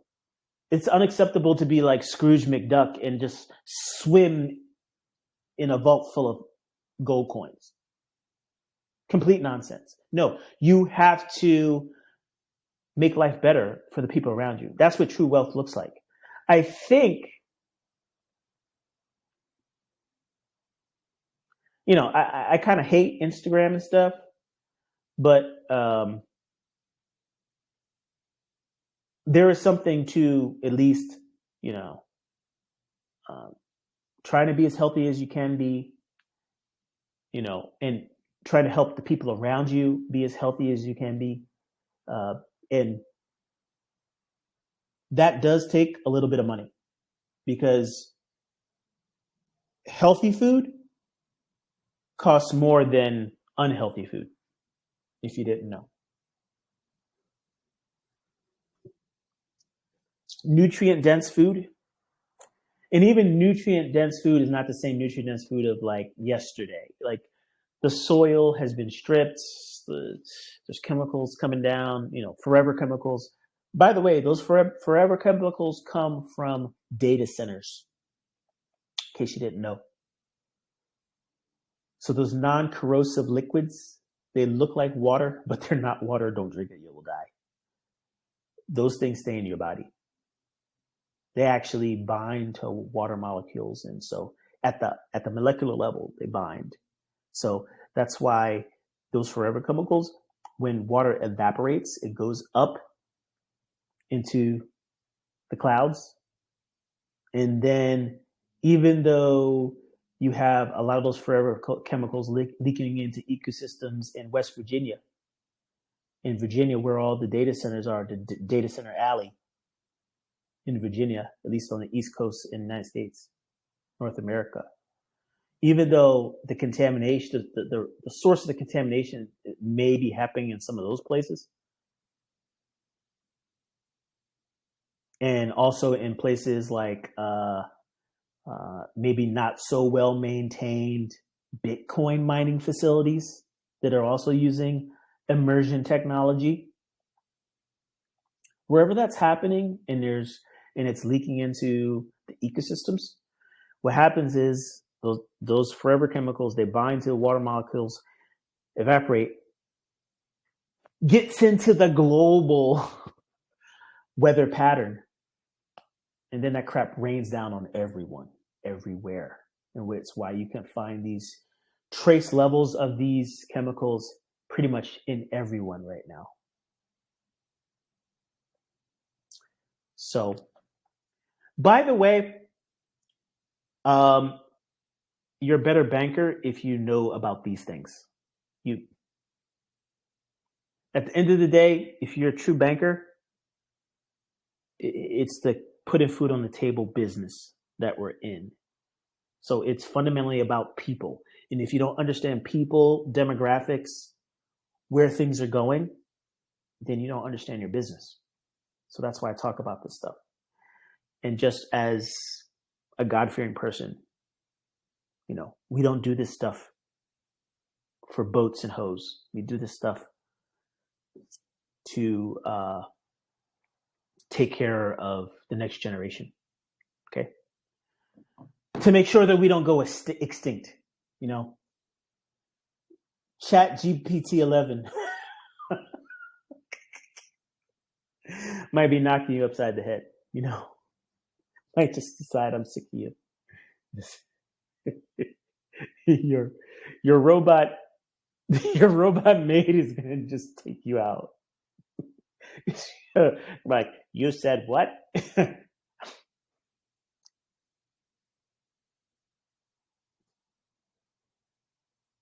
She's gonna say, first of all, Mr. BT, you're only 60% machine. I'm 100% machine. I'm sick of you telling me what to do. She's gonna take me out, knock me over the head. So, yeah. But we want all this so bad, right? We want all this so bad. We want the AI. Oh God, we so want Judgment Day to come. What the hell? What's our problem? This is the Pandora's box conundrum, right? What the hell? This is the problem with us. We just can't help it. It's like, what does this button do? What does this twig do? Let me stick it in the termite mound and see what it does. Ooh, it works. Yay. Bigger brains. Let's go. Oh, okay. All right. So I think hopefully everyone understands what's going on here. So,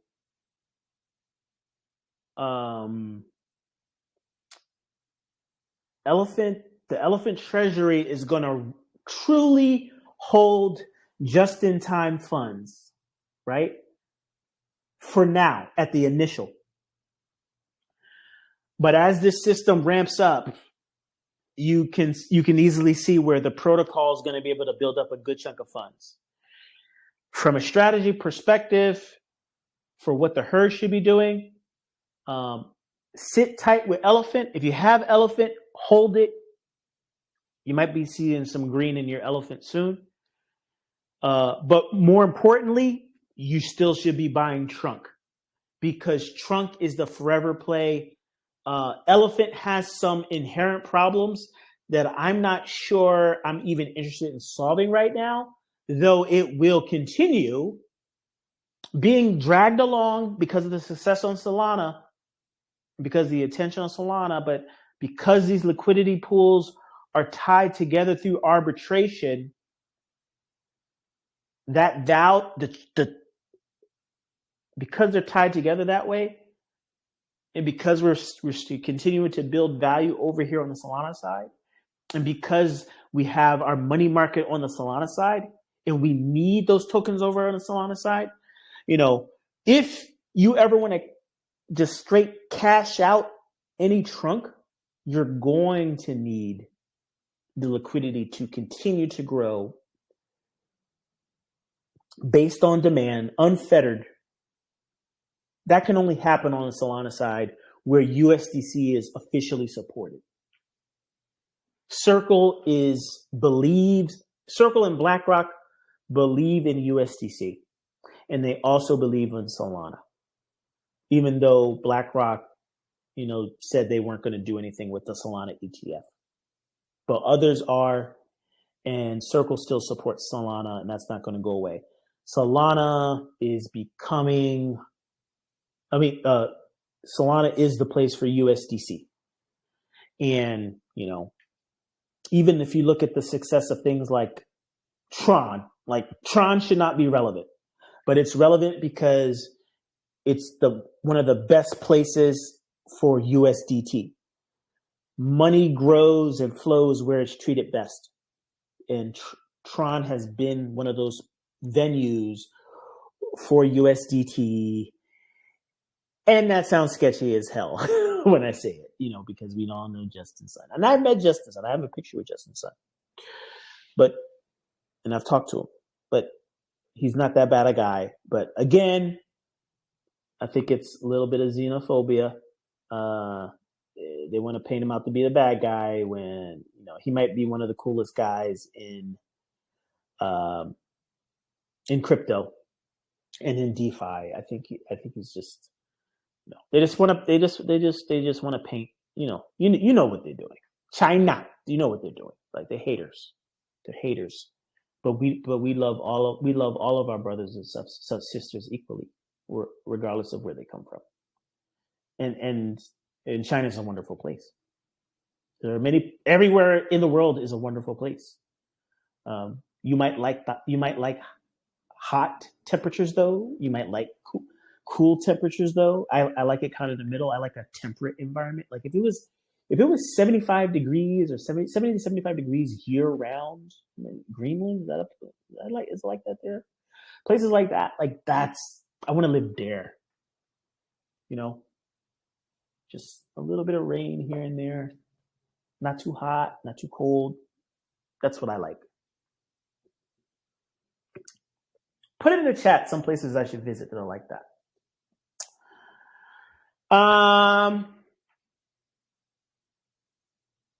Yeah, but I love food from all around the world.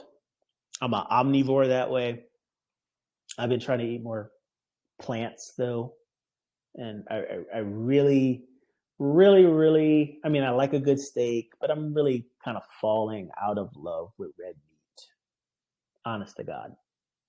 And I've been eating more salmon than ever. Good for the brain.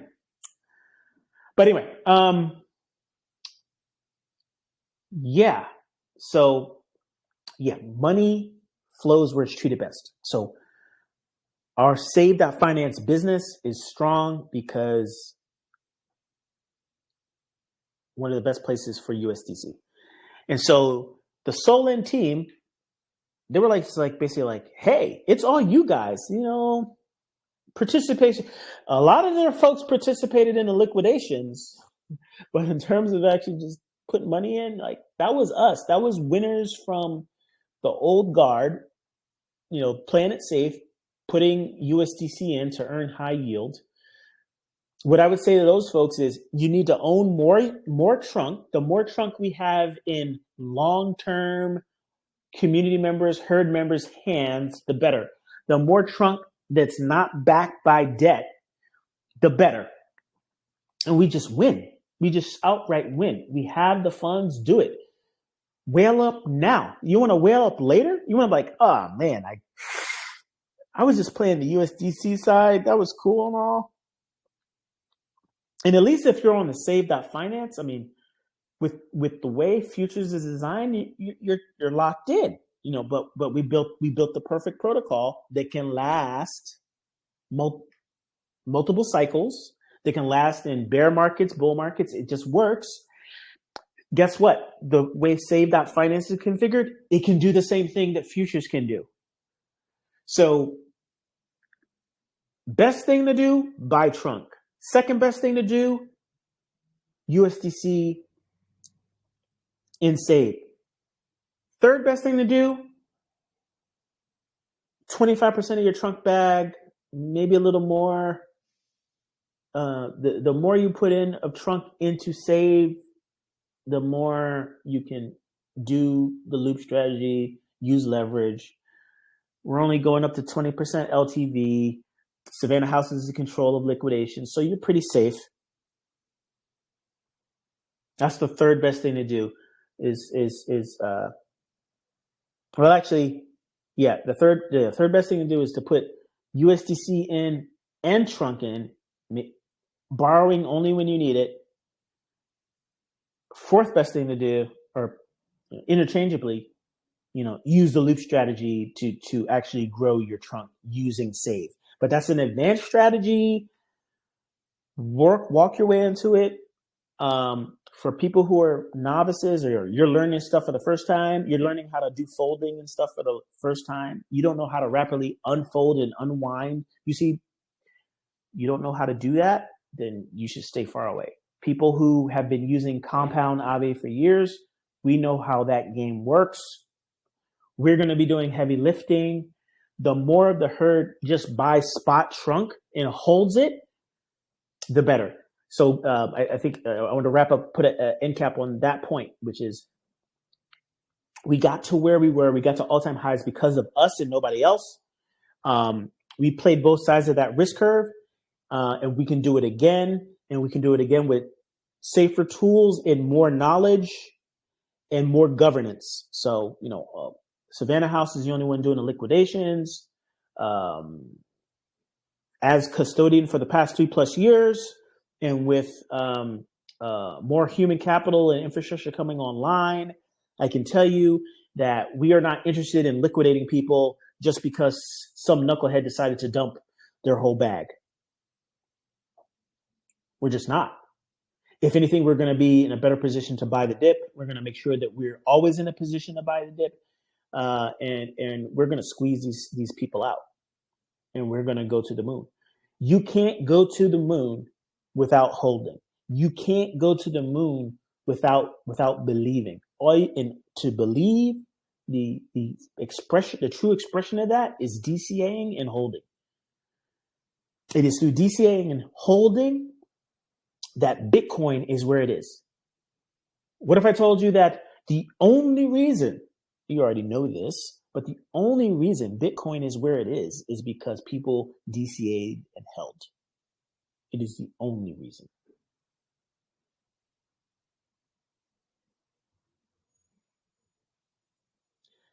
Michael Saylor is the poster board for DCAing and hold while using leverage. It's not a dirty word. Debt is not a dirty word. It's how the world moves money, through debt. And when there's kinks and flaws in that debt cycle, it's how we get the red we got like what is it? It's already been 2 weeks ago when China decided to raise their rates from 0 to 0.25. But that sent ripples, and it was probably because a few entities were off sides, and that caused a real cascade in asset prices through the Japan cash carry trade. So yeah. And it's, borrow cheap yen, buy appreciating assets, mainly the US stock market, mainly the Magnificent Seven, and just rinse and repeat that. That's what they were doing. That's how the big boys play. That's who we are. We're going to do that responsibly. We're going to bring that to the every man, every woman. We're going to bring that. Every teenager, get your. It's never too late to teach your kids about this stuff, or too early, I should say. Sorry, or too late. Yeah, no. Definitely don't have them working at McDonald's. It builds character. No, you teach them this because they need to know how this works anyway. The world's not promised. Tomorrow's not promised. You need to teach them this one way or the other. If this is where you're going to be keeping, if this is a replacement for your 401k, then you better teach your wife and your kids, or your husband, because anything can happen, or your girlfriend. I don't know. You get my point. I'm Gen X. Come on, like I can't keep up with all the what's politically correct. I'm just trying to be the best man I can. But I'm not tap dancing when it comes to helping people. All right. So, and I believe in families. Like, I don't believe in people living in a small box with a closet dedicated to designer clothes. Silly.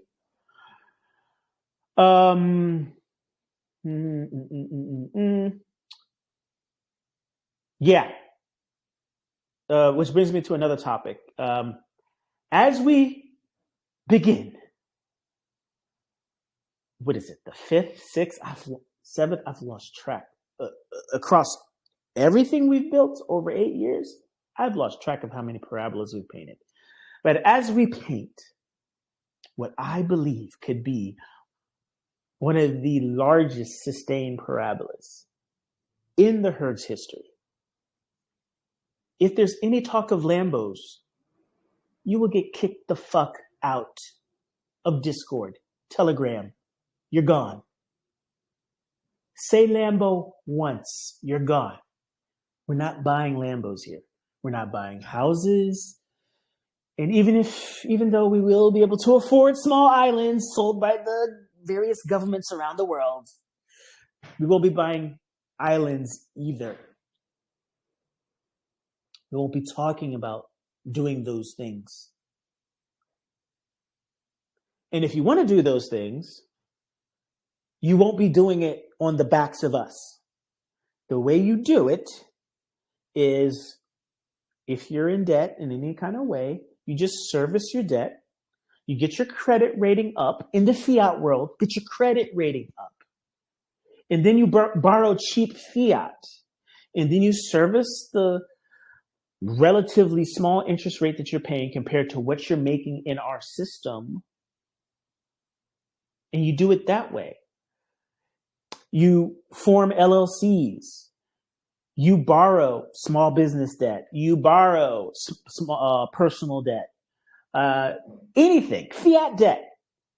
You bring that cheap USDC to the real bank, which is us. And we socialize this thing to the whole world. But the way you pay for things in the real world is through fiat debt, not through save that finance. Okay. That's not how you buy your Lambo if you want to buy a Lambo. And I'm saying it here. I don't want it said anywhere else. And that's not the goal. You don't need a Lambo. You need financial freedom. If you hear my voice right now, because I'm talking to you, wherever you are, if you have headphones in, if my voice is radiating through your whole car or house, apartment, I don't care. But if you hear me right now, I'm talking directly to you. You are a winner. And you got to know that you're on the dream team right now and that we're going to take this globally. We're going to one of the largest financial conferences, investor conferences, business conferences in the world. 4th year running. I was there year 3. I was there in year 4. The people who run that thing know who we are, know who I am, and we have premium spot right at the center of the marketplace. We're going to do big things. Okay? I need all of you to be on your best behavior when it comes to on-chain. What does that mean? It means you need to be DCAing. It means you need to be using Jupiter. It means you need to be using PancakeSwap TWAP, using the DCA tool, using the TWAP tool. Maybe if you're doing some advanced stuff, using the value average tool. But basically getting your overtime buys in. And if you need to scale a little bit out of your position for whatever reason, you should be DCAing out too. You shouldn't be dumping the chart.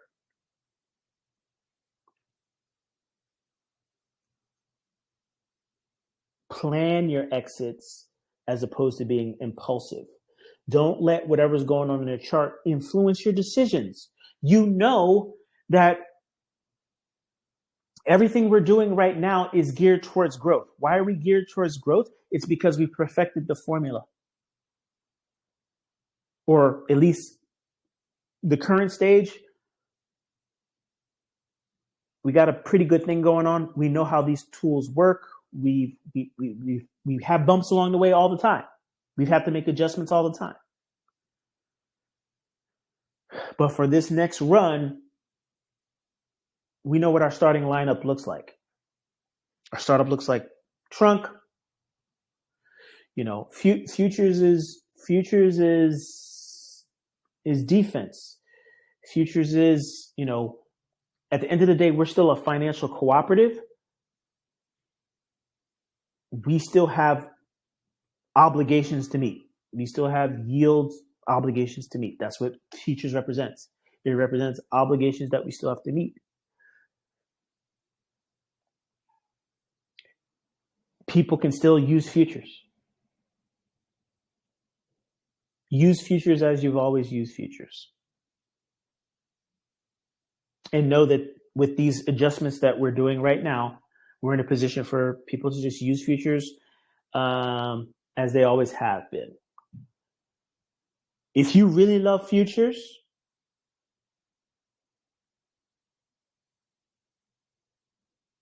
from an each one teach one perspective, your job is not to sell futures. Your job is to get people to buy trunk. You get people to buy trunk, your obligations will be taken care of, period. But those obligations don't get paid for by getting other people to join futures. That's not necessary anymore. It's not necessary anymore. We're all backed by the same price action and growth and liquidity growth, which is all in trunk. The Elephant Treasury will still exist. It will still operate just as it has operated before. It's going to start with holding just-in-time funds to cover daily obligations. It's going to grow. It's going to grow based on adoption of Trunk. And we should all be focused on Trunk, even if you own futures. I kind of use my futures here and there. I make sure I roll my futures. I use it here and there. We're going to InvestFest. We probably, we could go to Breakpoint and whatever. We could go to Breakpoint and whatever.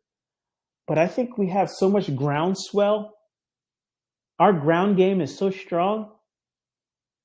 And we have so much groundswell. I think it's a lot of unnecessary expense just to go over to Singapore. I mean,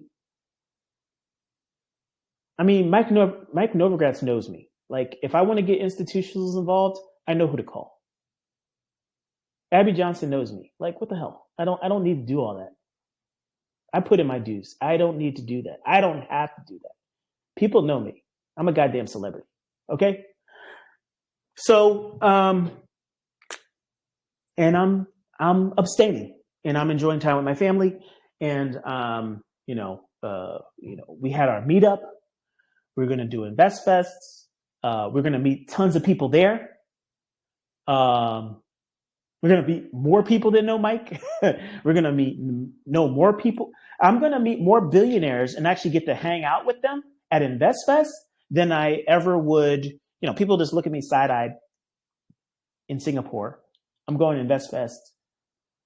I'll have dinners with multimillionaires, billionaires, people who run, or if they're not a billionaire, they run billion-dollar businesses. Like, let's be real. Let's be real.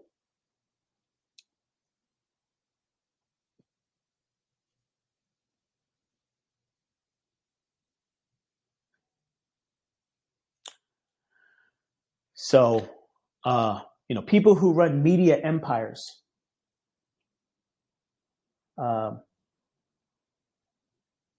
Curtis Jackson, 50 Cent will be headlining InvestFest this year. Tyler Perry will be there. Like, this is a guy who has his biography on Amazon Prime.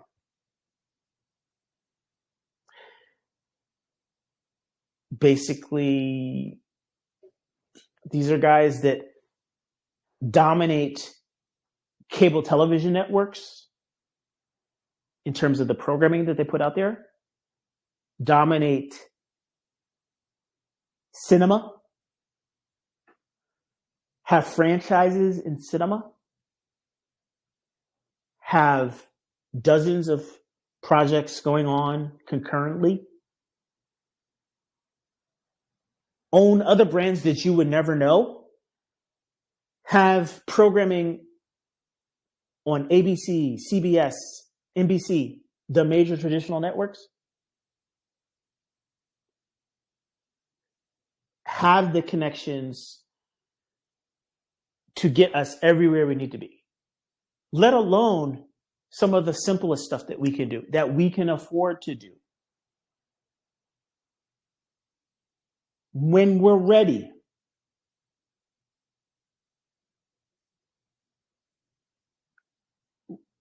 we can just buy like an add-on in the New York Times, just like Ryan Reynolds did. We just had our meetup in Nashville at Justin Timberlake's 1230 Club. I met the co-owners' relatives. They were like, wow, you guys did a good job. Like, this is good, what we see here. And are like, and I'm a relationships guy.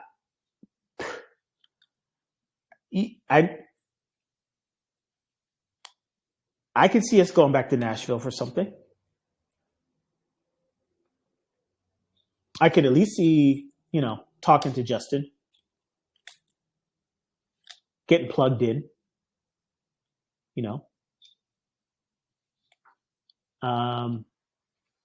but those opportunities are everywhere too. So we're like, we'll have another meetup in Vegas in May, But, you know, how long do you think it's going to take for us to do our actual conference? And are we ready for that? I think we're close to ready for that.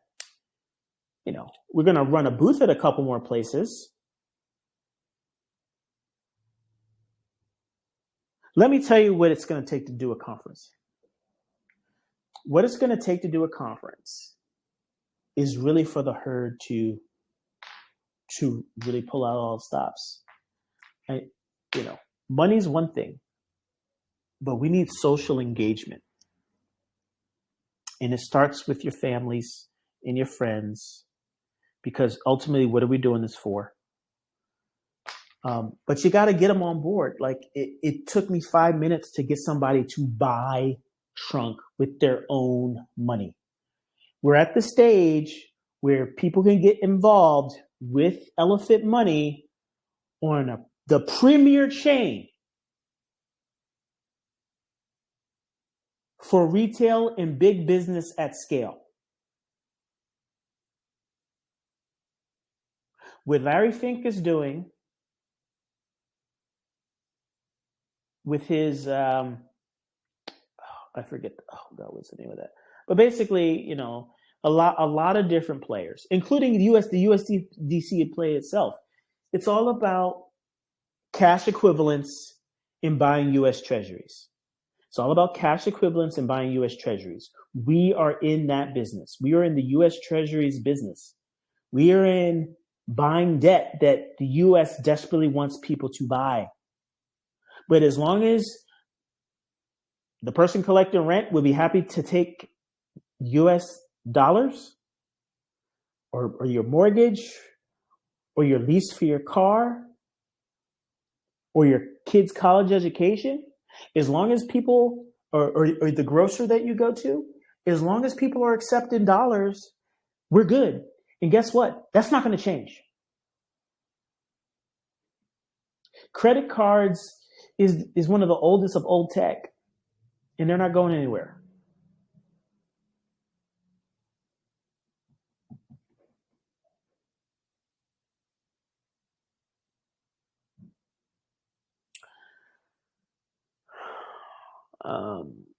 A lot of the sort of scanning and stuff that goes on, the QR code stuff that you see in Asia, for a number of cultural reasons, I don't see that happening, you know, in the EU and in North America, South America. I don't see it happening as much.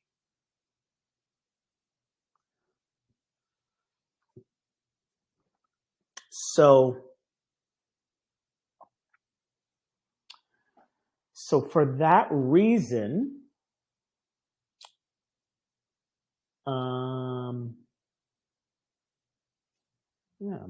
mute this thing. I'm in a chat that's way too noisy right now.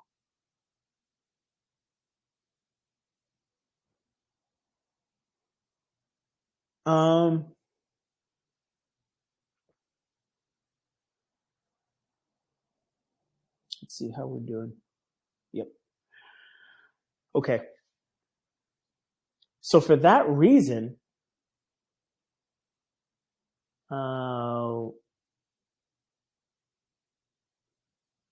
we're in one of the best businesses known to man, and we are offering significantly high yield on USDC on cash in a sustainable way. All right, so futures got us to where we needed to be. Stampede and futures, that model, that annuity model got us to where we needed to be. Trunk is going to solve the adoption problem. Everyone here needs to believe and know, just through evidence itself, that Trunk will solve that problem. A lot of people miss the old bots. Those bots were custom. They're built by JJ DeFi. Had lots of conversations about uptime and cloud computing and stuff. Whether to, I think there was sufficient time even for him, based on conversations that we had, to make the adjustments. It's already running on Firebase. It's already running mostly in the cloud already on the database side. Obviously, it's very simple to run the container that's running the actual bot that integrates with Telegram. Just run that in a container in the cloud as well. We had conversations about it. It never was done. Like, the data center's down, outage, flood, bad weather. Who cares? We don't need to have those problems. Like, everything that I've ever run for on the dApp side, or just bots that I've had to have run or whatever, it's all ran in the cloud since day one. And that's why we enjoy the uptime that we do.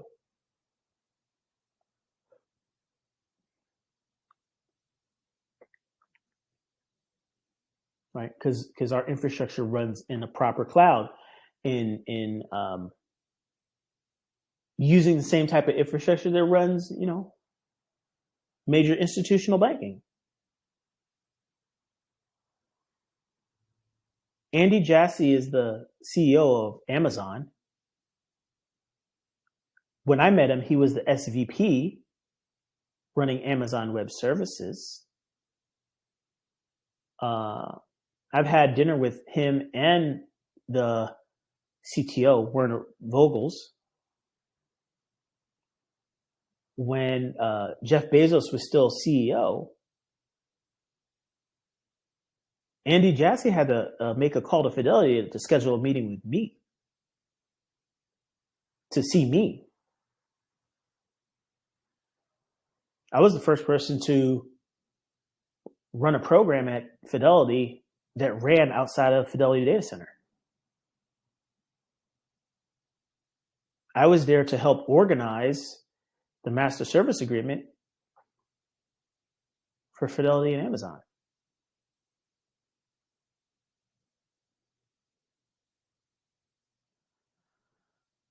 Fidelity is also a founding member of Node.js, which runs JavaScript everywhere that's not a browser. It's the runtime, it's the VM, the virtual machine, for JavaScript everywhere other than a web browser. Whether it be in a car, whether it be in a data center, whether it be on a device, it's running in Node. Node is the glue that holds the internet together, that runs the majority of the integrations between services on the internet. APIs, application programming interfaces. JSON,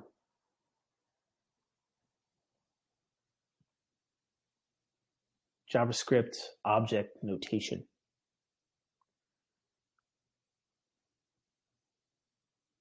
Is the human readable way that we transmit data on the internet, not XML.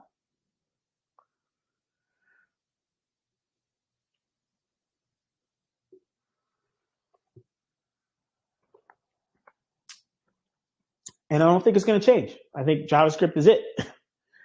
JavaScript and gzip compression. Good enough. All right. So, and you can stream that. You can stream it. So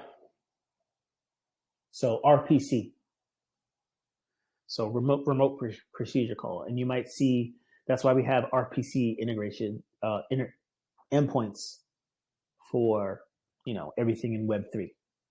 So that's technology that's not going anywhere. Guess what? What's the main SDK for Solana?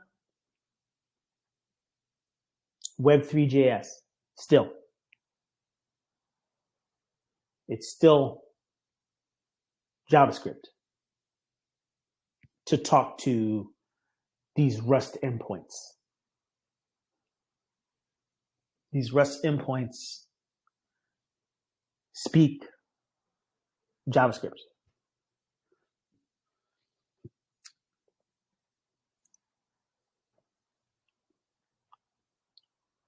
So again, Fidelity was one of the first to leverage JavaScript in banking, and I was there. I recently got invited out to Ireland for NodeConf. It's a Node.js conference. It is the premier Node.js conference. I was recently invited to go back there. I know the founders very well. We're friends. I gotta reconnect. We were talking for a while. Then I got busy with planning for our meetup and Bitcoin and everything else that's going on. Just pulled in a zillion different directions. But that stuff's important.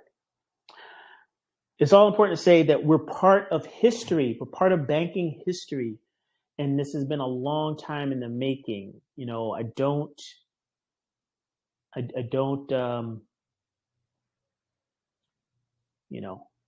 there are a lot of people that are attention seeking, and obviously there's a certain amount of work that you can do as a founder type, CEO type, whatever type, to put yourself out there and get the message out there and try to get on this thing or that thing, panel, speaker, invite. I just want to get the code right. I'll get the messaging right. I'll leave it to the community because I know what matters. I know how to move the needle. I know how to do those things.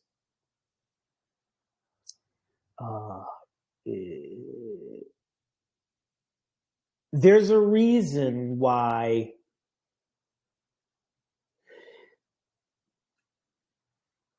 who are the biggest players in crypto right now? The biggest players in crypto right now are the latecomers. And do you think they were really late? No, they weren't late. They were just really silent. They're focused on building. They're focused on getting all their I's dotted and all their T's crossed. That is how we do it in institutional. So when all those people were saying, when marketing, when this, when that,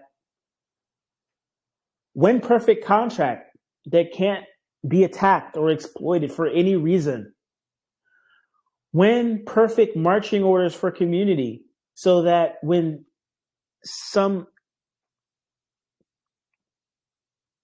somebody with not the best intentions or short-term focus just decides to dump the chart, the community needs to respond in accordance, which is to buy the dip. When that happens every time, then we can market. You understand? So we have to be ready on both sides. Protocol has to be right. I'm focused on that. I got that. When it comes to capital allocation and each one teach one, that's where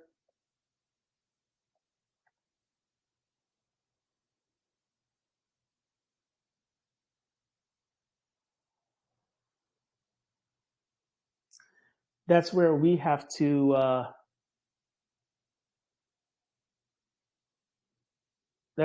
stay focused. Okay? That's where we have to stay focused.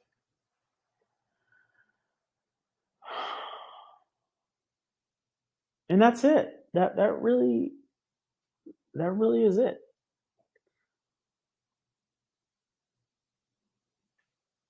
We'll make it. We'll make it. All right. So, futures will have a supercharger added. All the allocations for deposits stay the same. The supercharger will get 40%. The Elephant Treasury will get 1%. Elephant Treasury will be supported by Savannah House and also the Supercharger. Supercharger is basically a turbine with a very high APR. Regular turbines have a 1% APR. The Supercharger will have a 50% APR.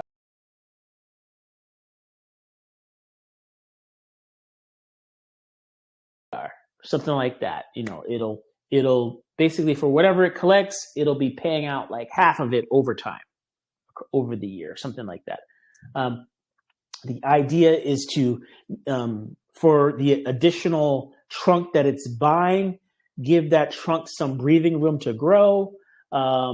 If the Elephant Treasury is not meeting daily obligations for whatever reason,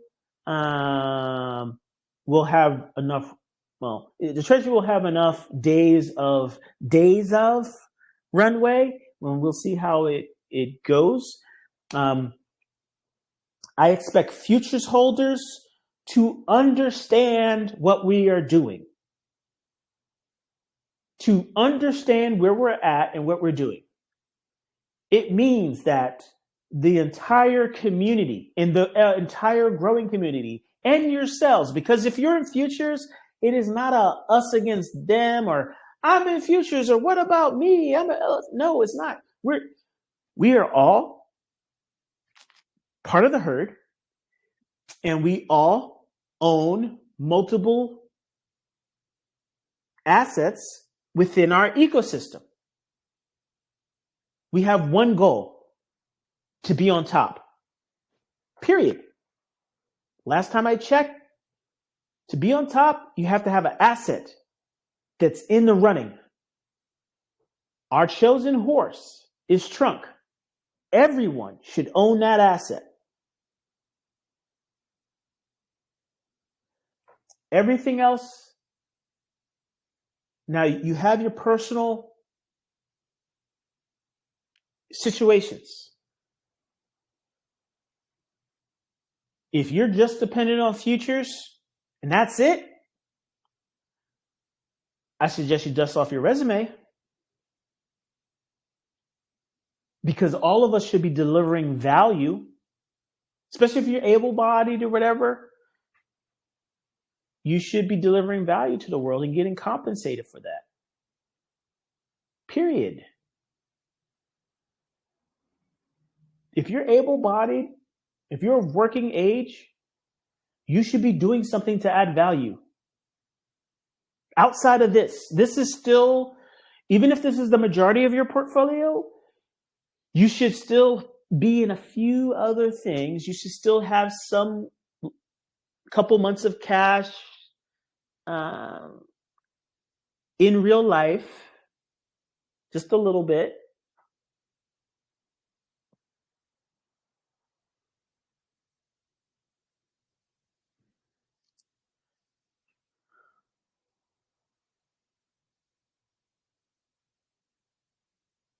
At the end of the day, you have to make sure that you can take care of your family, and everyone should, especially if you have a family, you should have the proper things in place in case something happens.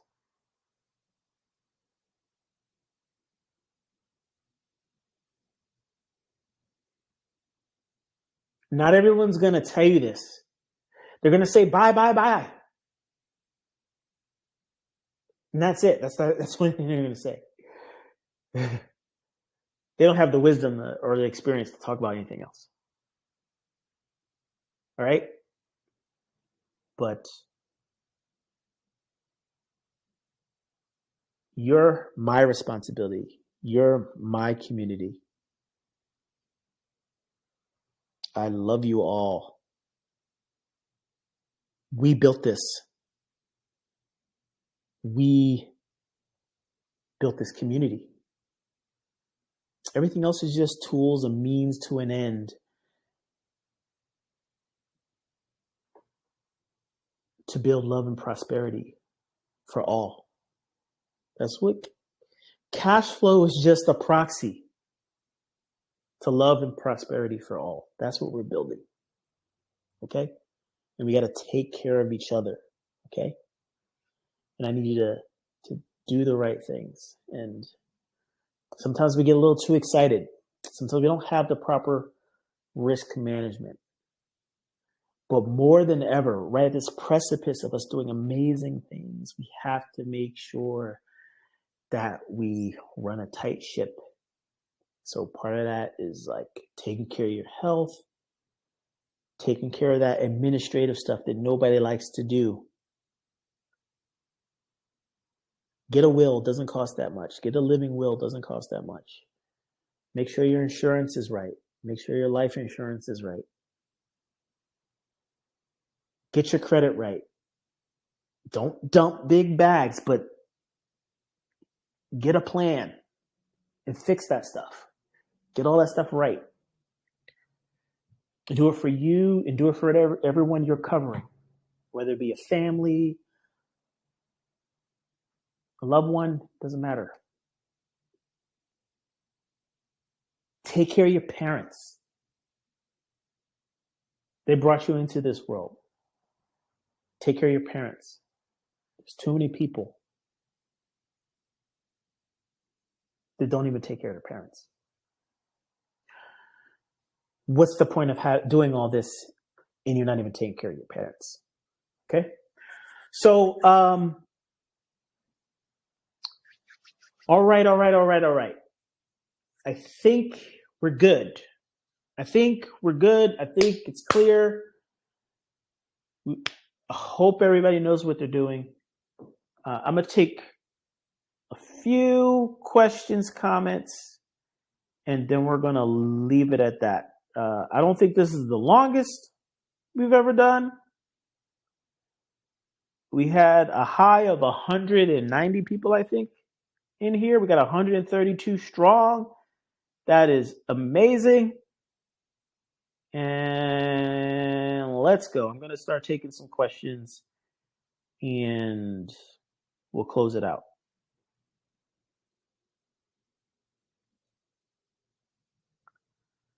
Okay.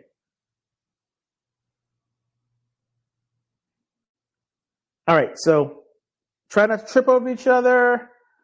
Fianike, we'll start with Fianike real quick. Hey, hello, can you hear me? Yeah. Good. Good morning, afternoon, where everybody's at. I guess a couple of questions. I guess first with the futures is, not futures, I guess more about the NFTs. So if you're just keeping it, if you're not really working on price appreciation for Elephant, then what does that do for the NFTs? Are you pretty much going to be stagnant? And two, real quick, just an overall thing with the BUSD. If BUSD becomes scarce, wouldn't that demand that it's going to increase in value and pretty much do like a trend does and unpeg and then get price appreciation? So wouldn't that become appreciating asset over the long run that can help pump the price? That's all.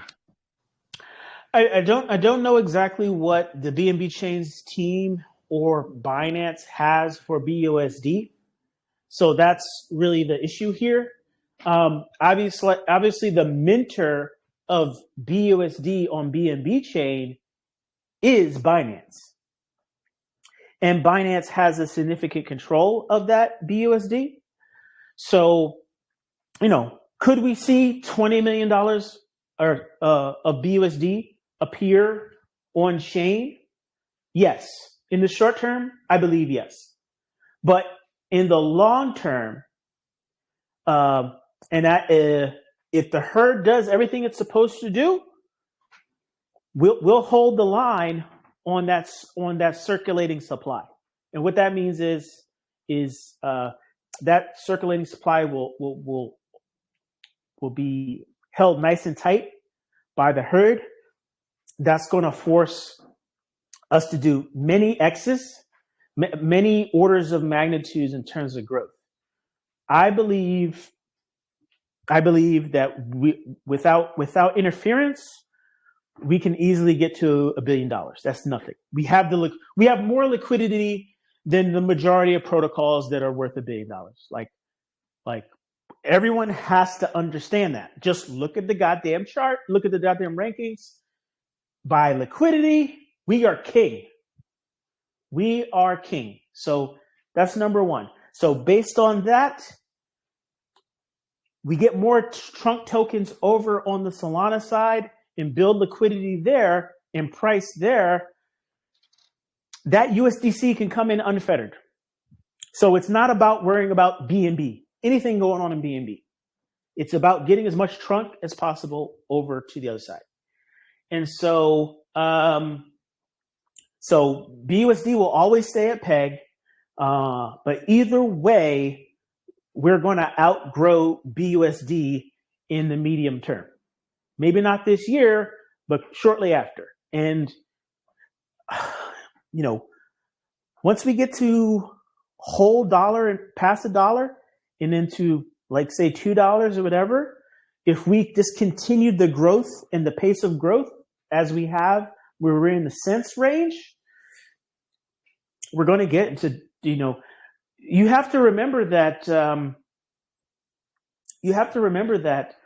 the supply adjusted price of Elephant at its height was at $38. $38 Elephant. And that was when we just were getting started. And then we were interrupted by attackers, exploit, whatever. Right? That's just getting started. And that was with a much smaller community than we have now. And with a lot less liquidity than we have now.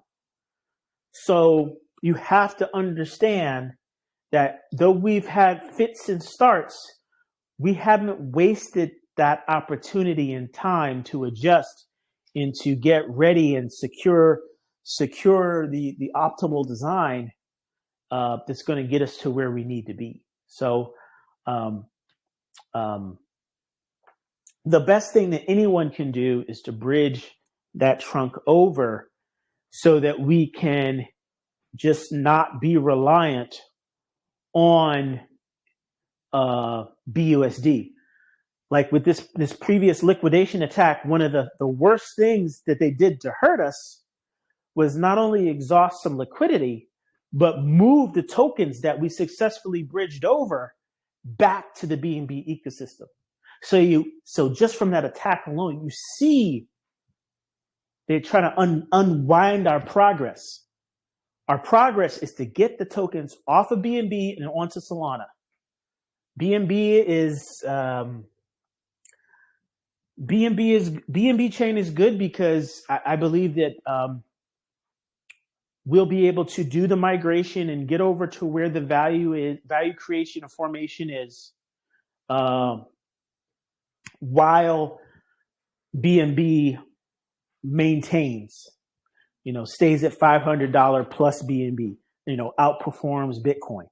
BNB is going to do those things. It's going to be able to back a lot of liquidity.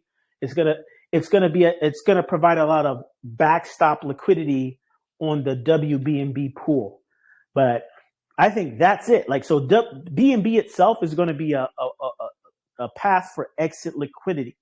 But by the time we really get ripping on the Solana side, and I didn't talk about this, and so your question is good, is the next stage is centralized exchanges. So once the community, we need to do this through DeFi to actually create the value, develop the market, create our own global communal liquidity with the USDC in the trunk USDC pool on Save. That's where we want to grow the excess liquidity. We want to grow it there. But in addition to that, we're gonna bring in almost limitless liquidity by listing on centralized exchanges. So that will happen as well. I expect that to probably happen in Q1 or Q2. We'll actually intentionally list on centralized exchanges for increased liquidity. Okay. So hopefully that was good. Let's take another question. Oh, and real quick is about the price appreciation Elephant and NFT users. I mean, it was stay focused on Trunk. Stay focused on Trunk. The elephant will be taken care of. It will be nursed back to health. It's a secondary concern. This is a team sport. Coach says, focus on the ball, Trunk. And we will literally talk about this other stuff. Like elephant, if you just want to go by the chart, it's going to be in a holding pattern. It's on the floor. It cannot be sold anymore. The herd sold it off. Bertha's getting out. We're gonna, you only can tap into the value in the liquidity pool if you own tokens. You can't tap into it if you don't have any tokens. Why is Elephant the price it is? It's because people dumped it. Who cares why they dumped it? It's not here. We voted with our feet. We own Trunk. Trunk's outperformed everything in the market. It was doing that for a long time. We've had fits and starts, but now we're ready to go. And don't be worrying about me. I don't care. I have a ton of NFTs that I know will be printing Elephant because I know that Trunk is going to do what it needs to do. And when you're a multi-billion dollar, when your book value is multiple billions, which is something that we can do, then yeah, you can market buy 500,000 Trunk, shove it into the protocol, and everybody who's owning these NFTs is going to get dividends, crazy dividends. And there's not going to be a ton of people to dump on them because that already happened. Now, if you are foolish enough to try to front run buying Elephant, good luck. It's a waste of time. You're going to bench yourself. You're going to bench yourself. Those NFTs, if anything, that's where the value is because you have rights. You have rights to whatever Elephant is in the Elephant Treasury. And I've clearly said that the Elephant Treasury will be nursed back to health. That's all you need to know. That's all you need to know. No one gives a hell about the price of Elephant, though. And if you do, you're not listening. You have to go on the field and run the plays. That's it. We have to go on the field and run the plays. We don't only get so many chances at bat. This is a team sport. It's not me. Everybody's hurting here. I was a millionaire the other day. I'm not again. You know how many times I've been a millionaire or not? I don't care. What's between my ears and in my heart, that's what matters. It's the mission that matters. You're going to have setbacks. That's fine. But we're going to move forward. And we have. And I had to suffer for others not to suffer. It wasn't a lot. The majority of people, the first run of save, majority of people won. But the issues with Elephant have been here for a while. What's the main issue? The main issue is that people don't want BNB Chain. If people wanted BNB and BNB Chain, Elephant would be in a different position. That's the reality. How is Elephant, with a chart that's been read for months, still the biggest project on BNB Chain? Because nobody wants BNB Chain. Moving on. Next question. This is not personal, but I need everyone to understand, because what you want and what you're worried about is what a lot of people are worried about. But we got to put on our big boy, big girl pants and move on. Next question. Let's take Hakeem.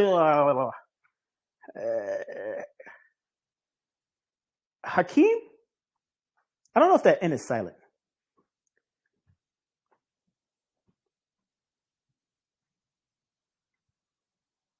HKNAEEM. Hey, you hear me? Yes. Hey. Oh, it's Halim. Hey, how you doing? Hey, good. I really, number one, just thank you so much for, everything you do. As much as you say, I know, there's always a multiple high percentage of what people don't know, what you're going through, and really loved what you said about belief, and I wanted to know specifically about Trunk. I'm looking at the DEX thing. Is it a $80 million market cap or $11 million market cap? And I'm asking because I'm asking the question, and I believe what you say to be true, because that's proven the case over and over again. What's the we've set a multi-billion-dollar market cap, so I just wanted to know what the where Trunk can go, and I was even looking at the charts, the comparisons to other coins and everything like that, what it could be, and I'm like, oh yeah, Trunk can outdo this and this and this. Where do you see things going in terms of the potential of Trunk? Okay, so to answer your first question, the market cap is currently 85 million. It is 80. Okay, it's an 80. Sorry, cool. Yeah, and that's because if you're looking like on a DEX screen or a DEX tools, if you're looking at one of the Solana, I believe at least either it's DEX screener or DEX tools. One of them reports it wrong and just looks at the circulating supply of the wormhole token, the bridge token, and then I think, I don't know which one it is because I'm just not looking right now. The other one will report the entire, understands that the wormhole token is part of a bigger picture and is bridged, and knows that the circulating supply is that of the BNB side.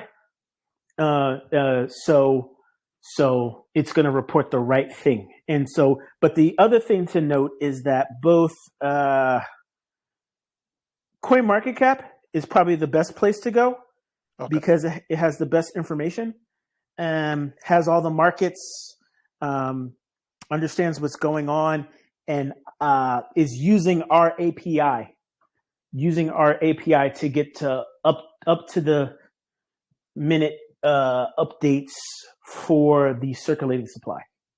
So right now it's 84. It's 85 million. By the time it gets to over $1, it'll be well over 100. When it got to the all-time high, I believe our all-time high market cap was like around 188 million, at least when I checked. It was just a number that I remember looking at. I wasn't necessarily 100% tracking it that closely. But yeah, that's what's going on there. And so that is, in terms of where we can go, just getting started, a 2x is what, $1.30? Yeah, $1.30, yeah. Yeah, so like that's below all-time highs, which I know we can pass. And those all-time highs are these are interrupted all-time highs. These aren't natural all-time highs. But one of the things to remember is that during that first run, what was a problem is having your market cap backed by that much debt. So in our current market structure or that market structure, our market cap was primarily backed by 70% debt. And that was because of low participation. And what that means is the herd was participating on both sides of the risk curve when really the safest thing to do, playing it safe, is not necessarily putting a lot of USDC, relatively, a lot of USDC into the hands of people taking high risk with 70% LTV. The smarter thing, remember, it was the whole community participating, but instead of taking the low risk play, we kind of took the high risk play on both sides. So a lower risk play is for you to put your USDC into a pool that has a relatively low loan to value for borrowers. Yeah. So you have basically borrowers throwing haymakers instead of fighting strategically, like not Evander Holyfield. Oh my God, why am I drunk? Mike Tyson. No, not Mike Tyson. What are you talking about? Floyd Mayweather. Mayweather. Okay, yeah. So Floyd Mayweather, defensive. He's a defensive boxer. He has the best defense, which is why he wins the fights. Not because he has the best offense. He just basically wears people down and just takes those jabs at them and wins on points over time. So we win on points over time. So the easiest thing we could do is just buy spot. We just need to have a broad base of holders, and then that broad base of holders, the easy thing we do is each one teach one, get people to onboard through Phantom Wallet.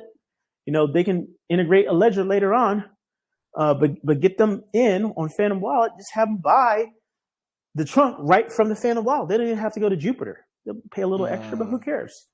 Takes 5 minutes. That's how we grow. And all you have, and to get someone to take that 5 minutes, what do you have to do? You can show them the chart. Guess what? In Coinbase, no. Show them the chart right in Phantom Wallet. You don't have to leave Phantom Wallet to onboard somebody. The couple of seconds or the minute or two that you spend outside of Phantom Wallet is where? It's on MoonPay. To do that initial KYC, that might even be not even require a driver's license. Do that initial KYC, and get them buying their Solana, their USDC. They can fund their wallet themselves and off to the races. And that's and the only thing that upsets me is that when I don't see our holder base going from like 20,000 to 40,000 to 60,000 to 90,000, I know that we're not growing geometrically. And if we're not growing geometrically, it means that people aren't sneezing on their friends and families. And COVID's doing a better job of spreading than we are. And that's really the only missing piece. And that's why we're doing the in real life events, and and maybe we'll be setting up booths at like different types of things that aren't necessarily about crypto or necessarily even about investing, but like just sponsoring, places where young people are, people who are more motivated to be involved socially and share and spread things. Be sponsors of those things. Yep. The way you was talking, I almost want to take my futures and just put it in the trunk. Honestly, I don't know what you think of that, but it sounds like this is eventually going to be $1 billion market cap. I mean, That's what I'm gathering from you. Right. So if you have a futures position, Mm-hmm. you know that you're gonna make those regular 200 deposits just to keep your APRs coming in whatever, and compounding whatever. You can do that for your existing futures account. Would I say set up a second futures account? Absolutely not. Service your, unless you're already like a millionaire outside of here. I mean, if you already like being a million, getting to growing your futures account is definitely something that you can and will be able to do, unless we decide to just cash out futures. There's only two options for people who are in futures: business as usual, or off of the back of the success of Trunk, we just properly just shut down the whole thing, just like we did with Stampede. We properly shut down Stampede. People got migrated to Trumpet, and everyone was happy. Something similar to that will be able to happen with futures. The bigger we get, the more things we're able to do. Mm-hmm. So it sounds like futures is backed by Trunk, and Trunk is backed by USDC. Am I correct? Okay. Correct. I just want to, yeah. Correct. Yeah, it's backed by USDC. The USDC business is a great business. The stablecoin business is what BlackRock's getting into. BlackRock's product on Ethereum is only available to high net worth individuals. I think you got to show $2 million, $5 million to even participate in that thing. You have Athena, which is backed by Arthur Hayes, basically using Arthur Hayes' strategy, delta neutral strategy. They basically took his strategy and coded it on chain. That's a huge business that's running, stablecoin business that's running, and that's only available.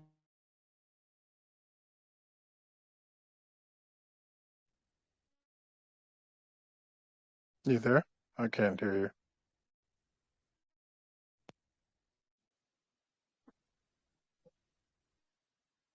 He's here. He just isn't talking. He might have lost signal. Oh, okay. No, that's fine. Just FYI, y'all, it dropped from 71.5 cents. It's down to 69. You know what happens. It's gonna pop back up again. Just FYI, it's like 69 cents right now. There's a little dip in Trunk, so I suspect it's gonna pop back The last up. bot that posted just now was 70. Oh yeah, it's at 70 now. Cool. Yep. Yeah, I know somebody just bought right now. The last bot post. Yep. Yeah. See? We're always gonna have the 8 to 10 cent flux. Yep, I know. No, I'm saying it's opportunity is what I'm saying. Like, yeah. It just climbs up and then, does the little dip and then, and then you just see the, long green bar pop back up and then it starts climbing up. It's done this number of times. So just FYI, yep. It's done like 4, 5, 6 times actually. Past few weeks, couple weeks. Okay. I just wanted to, get that and have an idea. But I just want to, I don't know if BT's there or, is hearing, but I know he knows that there's a lot of people and we're included in that, and we definitely believe, even after all the exploits and liquidations and everything like that, to still sit here, in this position after everything that has occurred. It's, just the values and the type of person, he is. We're just very grateful. So just wanted to say that.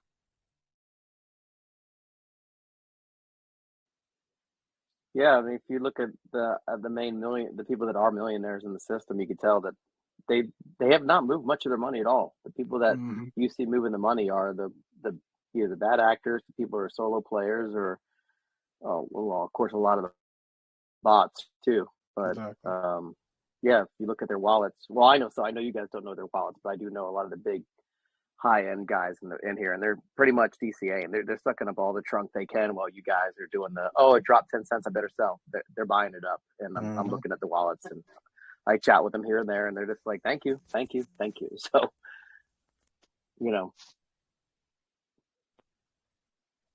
hopefully BT, I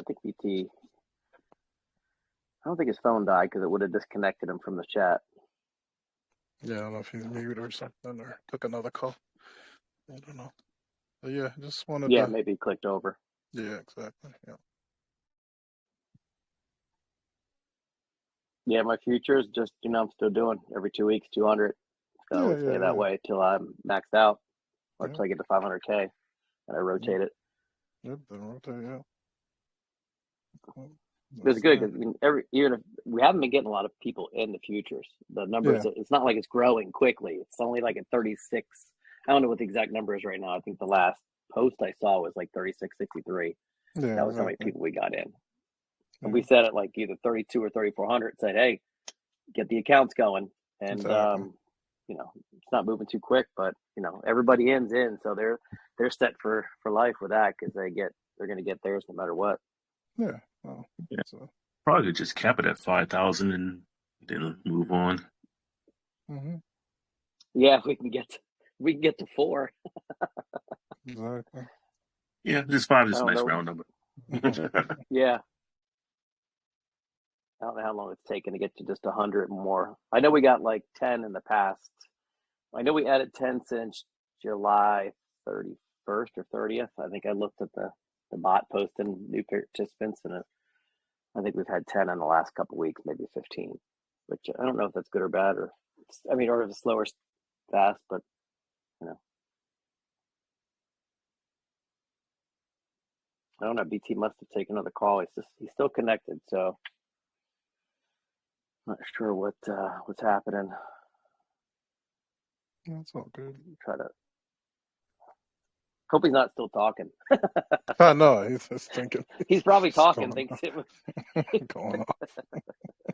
He's going on. He's talking about Chinese food right now. Exactly, right.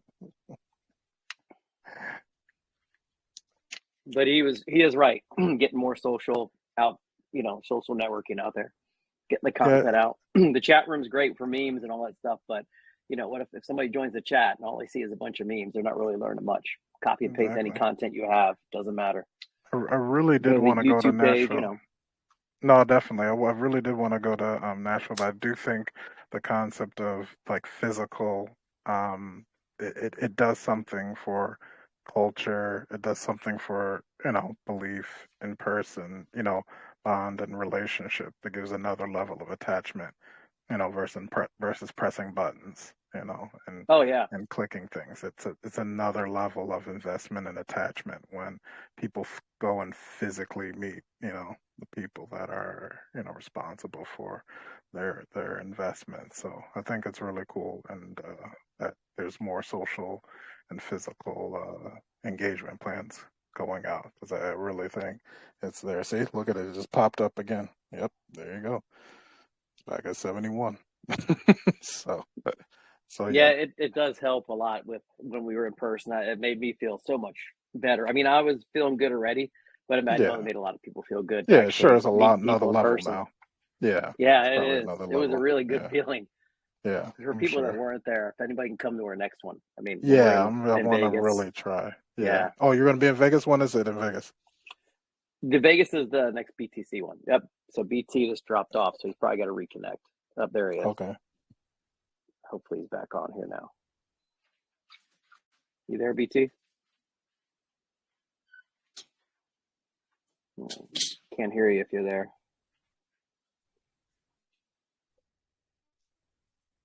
$19 headphones. All right. I did just buy some new ones for my radio station. They were $19 Sony's.